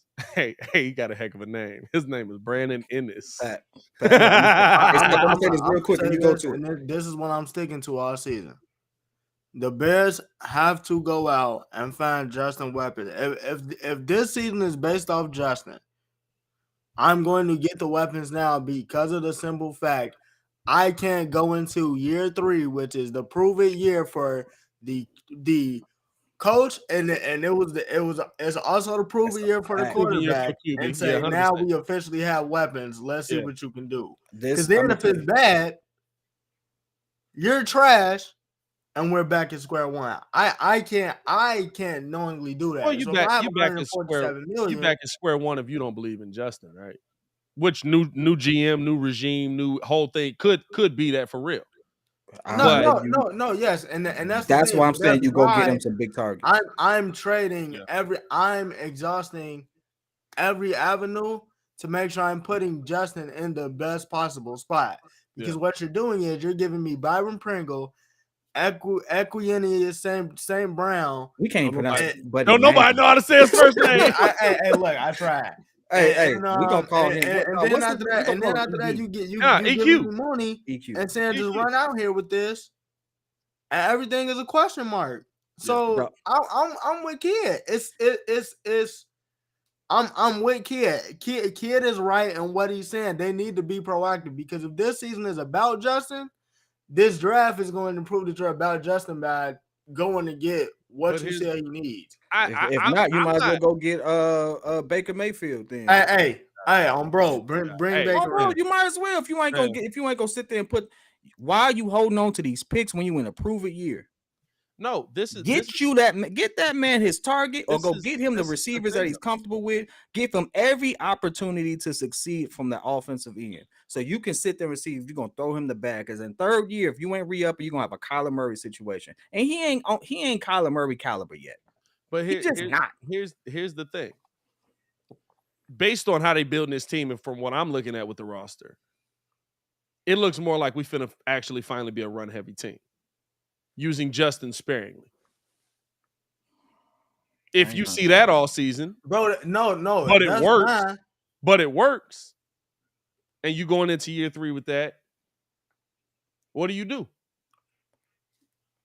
So they're gonna play him the same way that Nagy played Trubisky in 2019, then, huh? We're gonna run heavy. We're gonna use you sparingly. What are you talking about? Like, let that boy go. Matt Nagy didn't run heavy, never. You right. Matt Nagy ran the T formation. You right. That's on me. You right. That's on me. That's on me. I'm like, we remembering the same Nagy? Not Eberflus. I was thinking Bears. You know what I was trying to say? I was thinking Debo Samuel situation. You know what though? Think more like I was thinking San Fran. Think how they did with. See, it's tough to say even with that, right? Like, I feel like they building a team run heavy, but like, I don't know how Luke Getsy's gonna run it because, like, the Packers were very balanced. So maybe it is that, but even in that situation, right? If the Bears are winning, Justin's the quarterback of it. Justin's not playing poorly. He's definitely taking steps in the right direction. But maybe in year 2, he's not Kyler Murray. So he Baker. And you heading into year 3. So not do it. Baker, because I think Baker was always that dude. Baker had 3,700 yards. Year 2? Not year 2. Yeah. Year 2 Year he was 3, killing. I thought. What I'm year 3 he saying was killing is it. Baker had throws the ball 37 20 or 3,900 yards. But what I'm saying is he throws the ball 20 to 24 times. Yeah. And You know what? Kirk Cousins. 3,500. He had 3,800 his third 3,800 was third year, right? And that was his. No. I said it wrong. My fault. I read it wrong. His second year, he had 3,800 yards. He was just a 1-to-1 ratio on turnovers. Yeah, let's not do that. But But no, like that's what I'm saying. Like, say Justin this season, say he has his Baker's 2020 season, right? 3,500 yards, 26 touchdowns, 8 interceptions. He looks competent. He can play well, but you just don't have that huge target where he can go downfield and just kill you with it, right? So you're working with what you have this season. Are you going into year 3 thinking we're not re-signing Justin Fields? No, he has a similar season to Trubisky's second year. No, I'm not talking Trubisky's about second year. Yeah. No. If you give me the 3,500 or whatever you was talking about, then yeah, That's like Trubisky second year. What Trubisky in with? 3,600? He had 3,300. 3,300. 24 and 12. Yeah. 3,300 is a little low. I ain't gonna lie to you. He give me 3,300. I'm gonna look at That's you. one game. Yeah, but you missed out. The reason why I'm with Kid is because you missed out on a DK Metcalf who is how old is DK? Man, DK young. This is the thing. DK's young. He's only been in the league 4 years. This will be his year 4. This will be his 4th year. This will be his 4th year. But here's the thing. No. If you tell me we got Justin, we traded up to play Justin Fields like a game manager, I'm done. Yeah, dog. Listen, DK is 24. So you pass on DK, somebody else grab him, and then after that, you probably looking at another free agent class that's probably 30 to 31. I miss football. Philip, I'm not saying still trying to prove that they can play, but still got some gas left in the tank. Nah. I'm gonna need that surefire third down dude like you was talking about. Third down dude. Here's the thing. That bad boy out. I need to see him slinging that field. I just think air it out. Air it out. Oh God, we flipping tables and everything. Y'all don't understand. I want to see that boy succeed. He's gonna succeed if I'm letting him run and play his game. His game is airing it out. Let that boy pass. Get that man some target. Let him throw. Here's the only question that I have with one, like I try to speak in realistics. Like I don't think there's realistically a possibility that the Bears get these. Pat, you open. Rico, hey, listen, I don't care. I want him to. Just like I want P. Will to shoot, I want Justin Fields to sit there and sling that pill. Kid don't care about actual production. He just want to see you make the motion. Biscuit, we knew nothing about that play, but we just knew Trubisky threw it 40 yards. I threw that. No. I knew that bad boy was in the air, and I knew his receiver had. But you didn't know if there was a wide receiver down there. You didn't know if there was a DB. I had full confidence that Biscuits was gonna make that throw, and he did. Javon Williams dropped it. That's all I gotta say. Hey, he should have been cut the second he dropped that play, bro. Second it hit the ground, he should have got pulled. I don't care what nobody say. Y'all can say whatever y'all want to about me. I ride for our team. I do. But when they stink, I have to tell you they gotta go. I saw him being held back, and I was like, hey, if they let him go, legitimately, he'll give you 2 games. You go 2 games and you play bad, you out of there. It's over. He about to be a big Pittsburgh Steelers fan. Hey, for sure. I fully expect to see a Steelers jersey in this mug soon.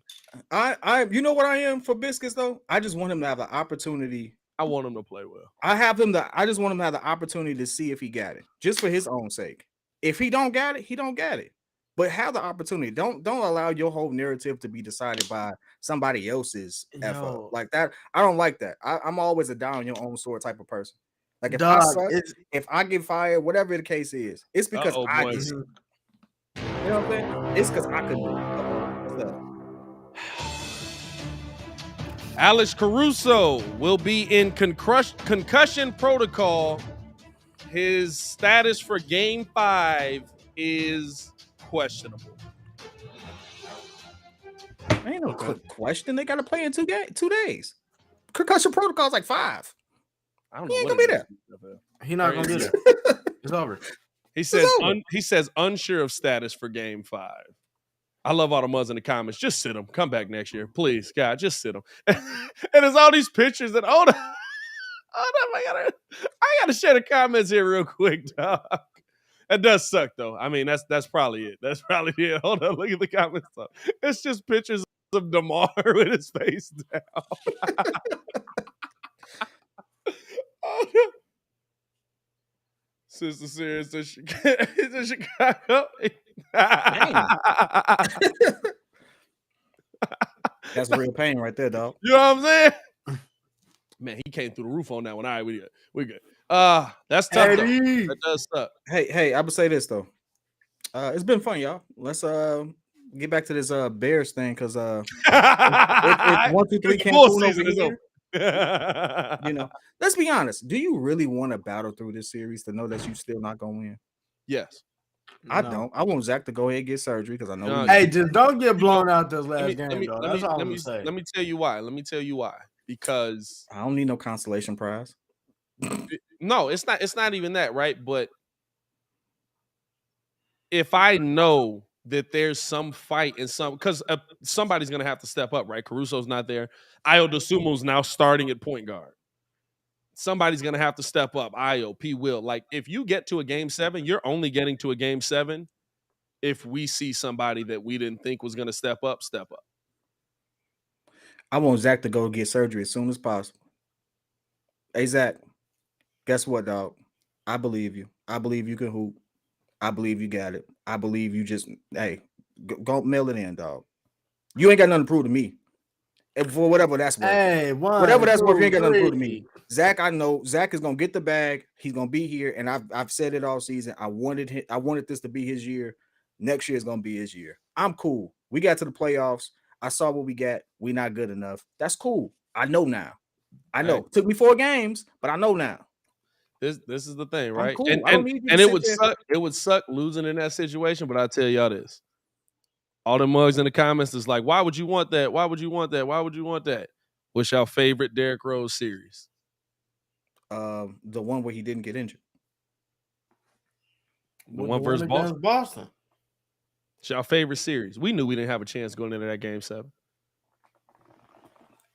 We knew. You also didn't have a chance. I knew going into that. We were driving on our way to Kentucky, and they were talking about it on the radio, and I was listening to it, and I was like, y'all really think we finna beat Paul Pierce, Kevin Garnett, and Ray Allen in a Game 7 in Boston? I have zero confidence we finna win this game. They didn't go up 3-1 on us. No, they went up 3-2 on us. No, we won in Chicago. It was a back-to-back series. It was back-to-back. No, but this ain't been back-to-back, dog. No, but what I'm saying, you know what's been back-to-back? That butt whooping we keep getting. No, but what I'm saying is, right? Say because what it would take is the Bulls winning the next 2 games. Right? The Bulls winning the next 2 games. That's what it would take. You telling me, we've been doing this for over a year. You telling me Chicago wouldn't be right back in and say that this was a great series and these guys got beat and they fought back in it and they couldn't do that. And we already know. Dog, hey, listen. Let's be real. Do you think I want the Bulls to go to the second round? Heck yeah. But do I want to do it at the expense of my team really just being so beat up that it jeopardizes next season? Heck no. Send that boy home. That boy hey, listen. Every time he take a jump shot, even J-Mar said it. He got no lift. Why he ain't got no lift? Because that knee's gone. He wouldn't be playing if he could make it worse. The Bulls wouldn't play him. Listen. The Bulls wouldn't play him knowing that they have to give him $200 million. Like I don't think Muggs think that the Bulls are as hamstringed as they really are. If you don't pay that boy and you say go on your merry way, you'll never get another free agent here as long as our. That was an excellent take you made on Locked On Bulls with that. I give you that Bro, one. you'll I think never I think the you'll bad never take you get a had dub. Locked Up Bulls when you was like, who'd you get? Jacopoto? Jacopoto definitely changes this whole dynamic. That's This a whole different series? story. Are you kidding me? Jacopoto changes this series? Jacopoto does everything P. Will does and can shoot. Oh, bro. Oh my gosh, bro.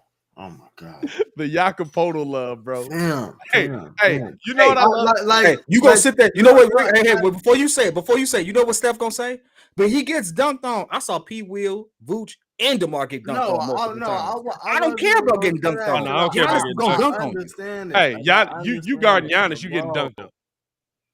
You dunk on Giannis, you definitely getting dunked. You know what's the funniest dunk I saw last night? Giannis goes baseline and Io's there, right? I was like, oh, this is gonna end bad. This my yeah. He pushes Io like this. Hey, I had to double check it because kid normally sometimes kids say stuff with confidence and think we're gonna let it slide, and sometimes kid be right. So you got to double check it every time. What Jacopoto shoot, bro? Jacopoto don't shoot. I had to make sure I wasn't tweaking on this. I'm like, what you He mean? ain't attempted a 3-pointer all series. Or not all series, all season. Or hold up, as I double down. In his career. Jacopoto, I didn't say he can shoot threes. I said he can shoot. He has a decent mid range. I gotta find Jacopoto. He has a decent mid range. I don't remember Jacopoto taking a jump shot. Do this. Let's do this collectively. You got a phone in your hand, Steph. Yeah. What is his shooting percentage? Hold on, let me. I just leave that at 65. I want Steph to do 65% from the field. 65%, right? All I'm saying is this. Yo, how many shots does he take a game? That's a good question. I clicked off the stats. I want to go see Jacopoto make jump shots. I'm not saying no. Here's the thing. I'm not saying he's gonna take there and hit a bunch of threes and stuff like that. I'm saying that he gives us two things we need. He gives us a little more size, which we need. He shot 61% from the field this year. 61. He gives us a little more size. Take 10 shots a game. What does he give us on boards? But that's not threes, dog. You know that's around the basket. No, time out. What does he give us on boards? 10. All right. What did I say we needed? We needed size and shooting. I didn't sit there and say I needed one or the other. I said trade Kobe White, who doesn't give me size. P. Will gave you 10 and 10. P. Will don't give me the same 10 and 10 Jacopoto. Come on. He don't. Jacopoto averages 10 and 10. What does P. Will average? 13 and 10. 13 and 10. He averages what? Oh, my bad. Yeah, no, 13 and 10. 13 and 10. So what does P. Will average? I was looking at 10 on the 2-point shots attempt. What does P. Will average? Let's see. Fam. It's not like I get it. I say this. His average got to be pretty good. He giving you 10 and 6 right now since he came back. No, that's just in the playoffs. What's he giving you on the season? 9 and 5. 14 and 6. 14 and 6 for the season? P. Will's 14 and 6 for the season. Yeah, that's what it say right here on StatMuse. Oh, that no. I say no. You dog. I just it's last 5. Last 5 games, 14 and 6. 95 for the season this year. What did I need? I needed a little more inside presence. I needed some boards, and I needed somebody who's gonna sit there and take some shots. If he's taking 10 shots and he's hitting 6 of them things, guess what? I'll take that. But you know what shots is at? He also gave you 20 and 10 in the last game. Hey, Steph. Blown out. What? How many rebounds is Kobe White giving you? None. How many points is Kobe White giving you right now? That? I said Kobe White for him because that's what. Did I not say Kobe White during the season? You said Kobe White in the second. Hey, Kobe White in the second. But this is the thing. They giving away Kobe White. They offered that. It's finna. They must said no. No. They offered Kobe. No, they offered the pick too. They offered the second round pick. They offered the second round pick too. They said no. Remember, you said I would have. You said you should have given me first already. Remember, you said when they was at the deadline, we heard that they were inquiring about him and they offered Kobe in the second, and you was like, they should have offered him first. I didn't know that they offered the pick. I thought that. Oh, that's where the joke came from. Kobe White. Yeah, you said they should have gave him the pick. That's where Kobe White in the second came from. That's on me, baby. Okay. Hey, C3. Kobe White and the bag of chicken cheese. He said, don't do Kobe like that. Kobe did himself like that, baby. Kobe I ain't got nothing. Hey, this is the thing, right? We're very different on this show. Me and Kid are. I don't mind people developing because when you see people develop, it's dope. When you see people develop, those players usually turn into that next level transcendent player and you win. You usually don't just trade for that dude unless you got like that team already in place with that development piece. Kid be like, hey, you got a day. If you don't develop tomorrow, it's over. Pat, I want y'all to understand. It's like don't this, take me though. serious on football. Football, it's so different. Kinda It's be so joking. different. Basketball, I absolutely be going in on that one. Basketball is my thing. I don't like if y'all see me go head up with Pat on football, it's only because it's only on select things I know a little bit more about than the average person. Yeah. Outside of that, I don't really Pat won't pay a running back to save his life. Pat will sit there and have Ezekiel Elliott. If your name ain't Derrick Henry, you're not getting nothing. Don't do it. Hey, neither would the NFL. No, I will pay a running back. I pay Derrick Henry. He'll pay, like I said, if your name ain't Derrick Henry, you ain't getting nothing. The only two running backs he'll pay in NFL history is Derrick Henry and Marshawn Lynch. No, I wouldn't pay Marshawn. What? I wouldn't have. You wouldn't pay Stop. I love Marshawn. I know you, bro. I know my brother, man. Hey, I know my brother, man. Y'all just get to hear me talk trash about basketball for more time. But when it comes to football, y'all just don't be paying attention. Y'all be saying some wild stuff, John. I know my brother. Because listen, I dislike how they went about forcing, like they cost themselves a championship because they wanted to make Russ the hero. I fully believe that. They cost themselves an NFL championship because they wanted Russell Wilson to get the game-winning touchdown to win the game so that he was the hero, so they could be like, we have to pay him and not Marshawn Lynch. But I just got what he said. P Kid, NBA 2 weeks, NFL 2 years. It took me forever to realize. Oh, I get it now. But no, I fully believe they really wanted to force Russ to be the face so that they could justify, like, we have to pay this guy. We can't not pay Russell Wilson right now. Which, hey, listen, pay Russell Wilson. He's the better quarterback. I would have paid Russell Wilson over Marshawn regardless of that. I don't like how the Seahawks went about it. Because you're at the freaking one with a dude who has Beast in his nickname. There's a play. To their credit, though. Listen, they had more downs. There's a play in his history. Where his run was so electric, the crowd registered on the Richter scale for an earthquake. You put the ball in that man's hands and you tell him, get me one. Y'all see that fact right there? Y'all see that right there? I would have never came up with that. I would have never came up with that. That honestly would have solidified them as a dynasty. I ain't even gonna lie. What? If you think about it, he runs that in. That's two. You get that with Brady. You almost win that. It's 2 rings. Yeah, they would have been a dynasty. If they do that, that's 3. I don't even know who else won. I mean, I don't think there's been a recent one. Does Brady got a back-to-back? Brady's got a back-to-back. No, Brady got a back-to-back in the 2000s. Brady's got a back-to-back. Brady's the last person. They would have been the first person since Brady to get a back-to-back. Yeah. Who was that before Brady? Elway. Elway got back-to-back. Oh, not back-to-back. Elway got back-to-back. Did Elway get back-to-back? I thought it was San Fran, Cowboys, and then Denver. You might be right.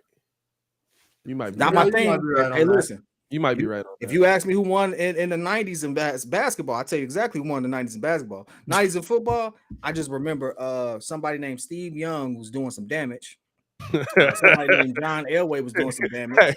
Hey, and if you ever forget it, just remember Jerry Rice. Jerry Rice. Skip him. Clap it up.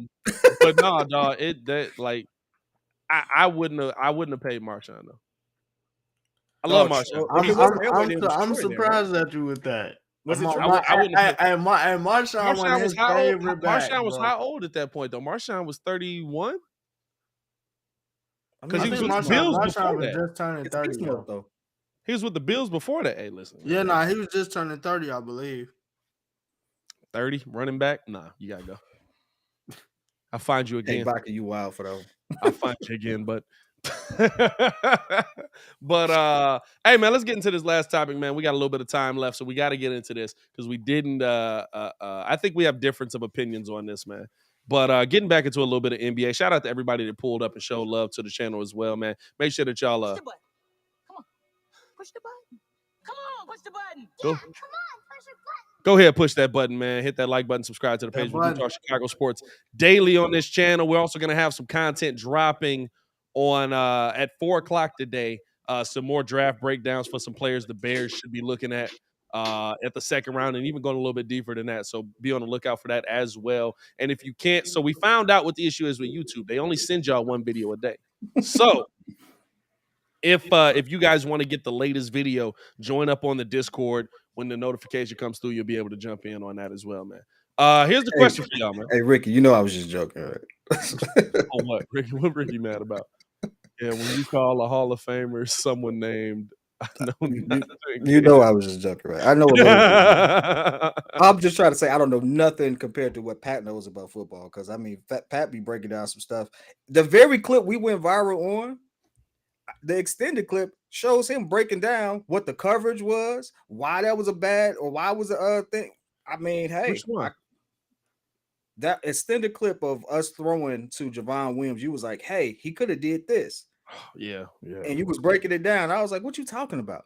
At that point, I didn't know nothing. I love Chicago guys. You've been just joking a lot. I mean, guys, if you think I really think Scottie Pippen was a bus rider, I mean, he's just top 50 great.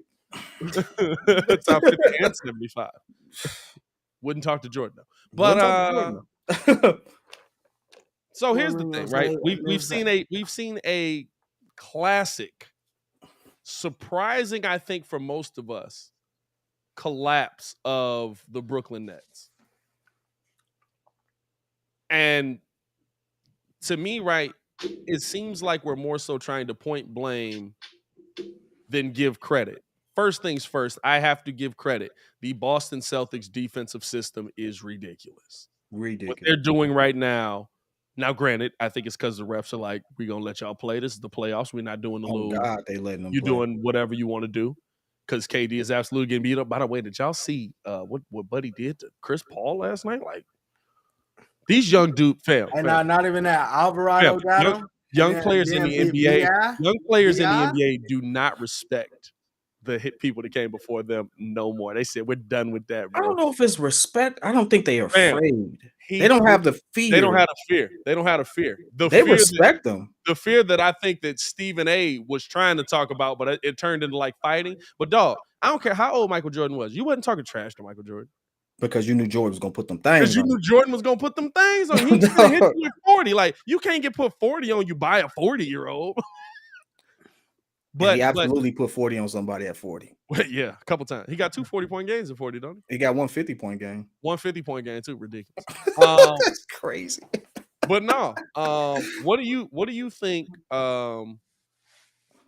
has led to this? I heard y'all say, you know, Steve Nash is the focal point, the reason that they're in this position. What are y'all thoughts on it? You want to go first, kid? Yeah, because I actually got a work call to jump on. So honestly, it's the lack of depth. The simple fact that the other role players on the Nets aren't making shots. And the simple fact that Ime Udoka just basically said, hey, listen, we're gonna let everyone else beat us. You're not gonna beat us. And if you look at how they do it, watch the game. Watch when KD gets the ball. Everybody's looking at KD. They're going into a zone. They go from a man to a zone quick. And they keep switching in and out like that. You know who used to do that? Phoenix used to do that. Steve Nash Phoenix. They used to do that a lot. That's how they would trying to stop Kobe back in the day. Utah tried to do it with no, Utah couldn't do it with Mike. But Phoenix, go back and watch some old Phoenix games. They did a lot of that, and it's confusing. It gets on your nerves. It's hard for you to get to your space. And KD is still a 7-footer. He's not a guard. Like, you can't do that against Kyrie because it's harder to stick Kyrie. But against a 7-footer, no matter how good his handle is, he's still 7 foot. He's still got that long wingspan. You can Yeah. still get up into him, and they're playing him real tough. And so that right there, just a masterclass in the defensive scheme. Real masterclass in the defensive scheme. I give them all the credit. I'm not going to sit here and be stupid and say, oh, KD's not showing up. No, KD is having a tough time. He's having a real tough time, and it's more along the lines of them just being good defensively, a coach knowing how to set his team up for have the best chance to win, and not about that player sucking. Like, I didn't look at LeBron. The only reason I clown LeBron is because LeBron had 18 points, and we got clear evidence of JJ Barea sticking that man several times. I would never let him. You ain't got Marcus Smart sticking KD talking about something, I'm locking him down. Right, you don't have that. You got Tatum on him. It's You not got even Jason- that. Jason No, Tatum, that's 6'11". Tice, dog. Tice starts on him at the 3 line. Yeah, And but he then after has him that, catching it anytime at the he moves 3. in, that's when and they then if- definitely give him Tatum. He's catching him at the 3, and behind him, look at the defense. Oh, no. By the time he gets past Tice, That's he what has I a was contest saying from in the Brown. past. He has a contest from that. I know what they're doing. The I know what they're scheme doing. is there. I think the biggest issue. I will put this on Steve Nash as well. Can I ask this one Go ahead. question to Kid? Because I know he gotta go. Yeah. What? We all got to go in 10 minutes. Yeah, no, but what? Like, how much do you put this on Steve Nash for not drawing anything up for the others, or more so 75%. getting KD and Kyrie? I mean, some Bruce open. Brown, 75%. Bruce Brown eating. Bruce Brown is eating off of all the plays breaking down. That's true. I get you that. A lot of bounce outs. Let me put this back in. He's doing all the little stuff. He's that doing the you would dirty work. want. Yeah, you would want the player to do that, and he's living in that realm, and I'm happy for him. But they're making it really tough for KD. They're almost triple teaming him the way you look at it. They're running a double at Kyrie now because they don't want another 40 ball on their head. Kyrie could absolutely do that. But let's be real. He has to have people around him who can show up. If KD has one good game where he shows up, this opens it up. You know, if Seth Curry is hitting that 3 consistently, this opens it up. Yeah. None of that is really happening at a high clip right now. Mhm. And so because of that, I can't sit there and say the players aren't great. You'd be stupid to say KD ain't great. No, that's dumb. You know what I'm saying? Everybody's like, oh, I'm done with KD. Like, I know that the talking heads have to have a talking point, but come on, let's be real. The man still had a 20-point game, a 27-point game, and we saw how they were sticking him. No, it's not. He's not physically imposing, but he's never been physically imposing. His game, his style of game, the way he plays, they shut it down. Give him credit. Just give him credit. That's all it is. To me, it's you have to. I'm gonna still be tuning in, but I have to run, Joe. All right, bro. All right, bro. To me, right, the biggest issue here is that you don't have that guy that's gonna come in like Steve Kerr was and tell KD stop shooting. I watched multiple plays in that game where there were opportunities for KD to make a pass, Mhm. and he didn't. Right? And maybe it's, hey, listen, I'm gonna take these shots, I'm gonna live by these shots, I'm gonna die by these shots. Okay. I'm almost cool with that, right? Because if you're taking a shot, that's fine. But we're getting to the point with KD where KD's not taking a shot. You know what I'm saying? We're getting to the point with KD where, like, Jason Tatum is playing him so closely and getting into his body so much that he's not taking a shot. And you saw the clip pop up with Steve Kerr talking about, hey, when we were in the first championship run, there's a clip of Michael Jordan trying to shoot us back into the games, but he's not taking good shots. They're going in, he's scoring, but he's not taking good shots that are getting people going. And so Phil Jackson comes to him and says, who's open? And instantly, KD on the Warriors starts passing the ball around. I don't think you have that with Steve Nash. I don't think you have that moment with Steve Nash, but I also think that's because of how the team is constructed. Whether we like it or not, right? Like, the only thing that I don't like that I heard yesterday was Kyrie say you can't replace what happened in October, or not playing since October, right? And for me, it's like, dog, that was your choice. And that was the organization's choice. And that was their choice to switch everything up with James Harden and stuff. Like the chemistry that was there, like, but either team I don't think that either one of these teams beats Boston, even if you got James Harden. I just don't think there's enough. I don't think there's enough firepower. Not enough firepower, but I don't think they have enough of a system. If you got James, I think this is a completely different series. But at the same time, like I'm with you. Like I feel like I don't think it's a completely different series. I think you're in the same spot. Nah, because you got 3 instead of 2. I mean, like I said, they're easier to guard when it's not all 3 of them. A healthy 3. What do we say? They run the league. Two of them with Steve Nash not having a system, they're cooked.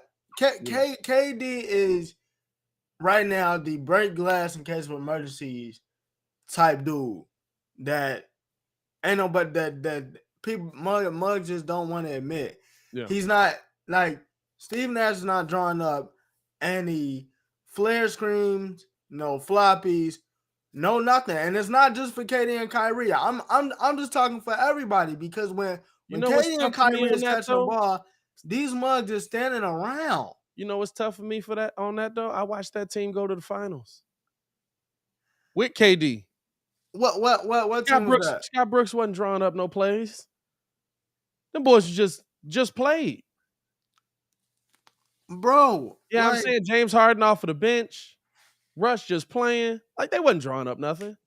Like I'm gonna be real with you, right? I give more credit to Boston for what's happening than I give flack to Brooklyn. And they deserve credit, bro. I don't want this to be like, hey, like they're not Brooklyn is playing poorly for sure. But I'm not taking away that comment right there back here. Who was on that team that was better? James Harden, Russ, and KD. James Harden, Russ, KD, Serge Ibaka, Jeff Green. Jeff Green, man. But I forgot about Serge. I give you that. I give you Serge. Steven Adams. I like Steven Adams. Well, come on, dog.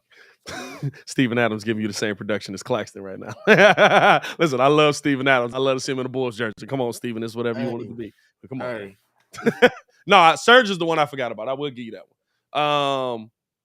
But the big thing for me is with what we're seeing from Brooklyn is that there's a lot of, even from Kyrie, from KD, from all of them, there's a lot of one-on-one. I got to do this. I got to make this happen. I got to get to the paint. And yeah, we want the other guys to do more, but I mean, listen, Seth Curry took 8 shots. He was 4 for 8. He was 2 for 4 from the 3-point line. You got to get him the ball for him to take them. And I feel like the Brooklyn Nets are, instead of like how the Warriors did it, where they were like, KD, get everybody involved, and then you cook. You can cook at any point. Stay aggressive, but we know what you can do. We need everybody else to be able to do it. You're seeing from the word go, KD, get a bucket.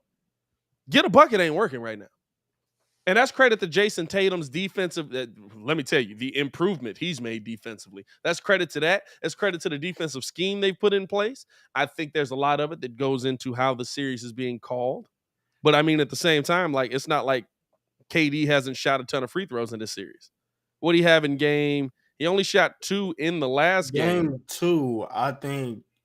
But game 2, he shot what, 30 free throws? And 18 for 20.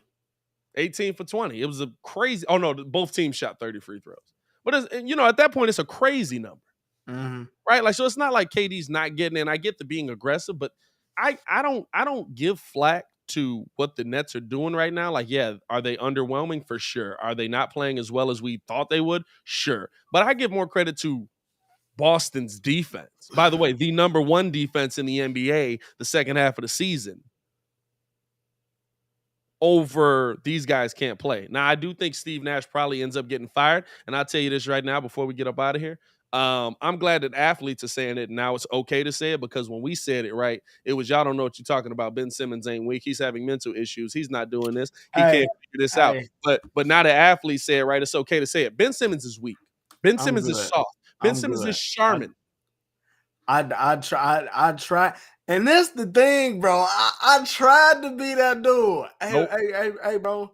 I told y'all from the, now he I good. told Watch, y'all he from the finna word go. Just Ben say that Simmons you not changes this coming back, series. dog. Just Ben say that you Simmons not coming changes back. this series, bro. Cause that was dumb. Ben Simmons don't change a goddamn thing but the sheets at home. I told y'all, he got to show me. He got to show me. You not mentally ready? Dog, You better my come out. thing is Hey, just say that listen. you At not that point, playing. you better come out next year win MVP. Just say that you Because not right playing. now, I guarantee you, Brooklyn turned on him. You come back and say my back hurt instead of just saying that you're not playing in the set. You came back and I'm fine, but we going out there. Bro, I'm telling you this back. right now. Brooklyn has turned on him. I'm good. I'm cool, bro. Brooklyn, I'm cool. you think Brooklyn is one of the toughest places in the United States? You really think you got it, bro? you gonna just come back in there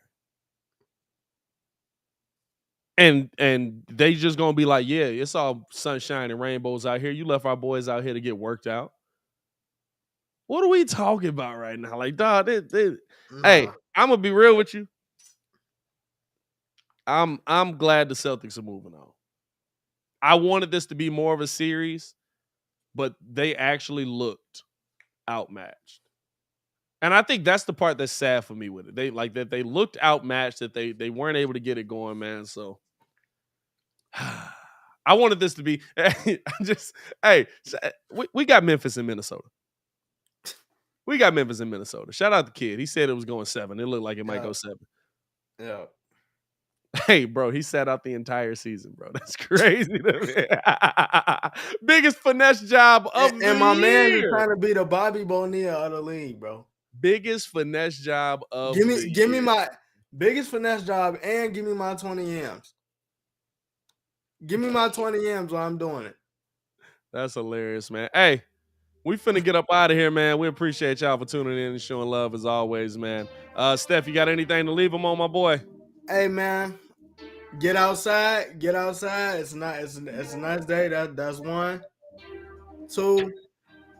Please. Be safe. Be safe, fellow. All right, man. Hey, as always, man, it's your boy, Pat the Designer, back at it again. Appreciate Kid for pulling up, and always joined by the man, the myth, the legend, Mr. Stefan the Don. Hey, yo, Chicago, y'all stay safe out there, man. Hit that like button. Be on the lookout for new content dropping at 4. Make sure y'all join up in the Discord so you can get the notification as well. Y'all stay safe out there, Chicago. Peace. There you go.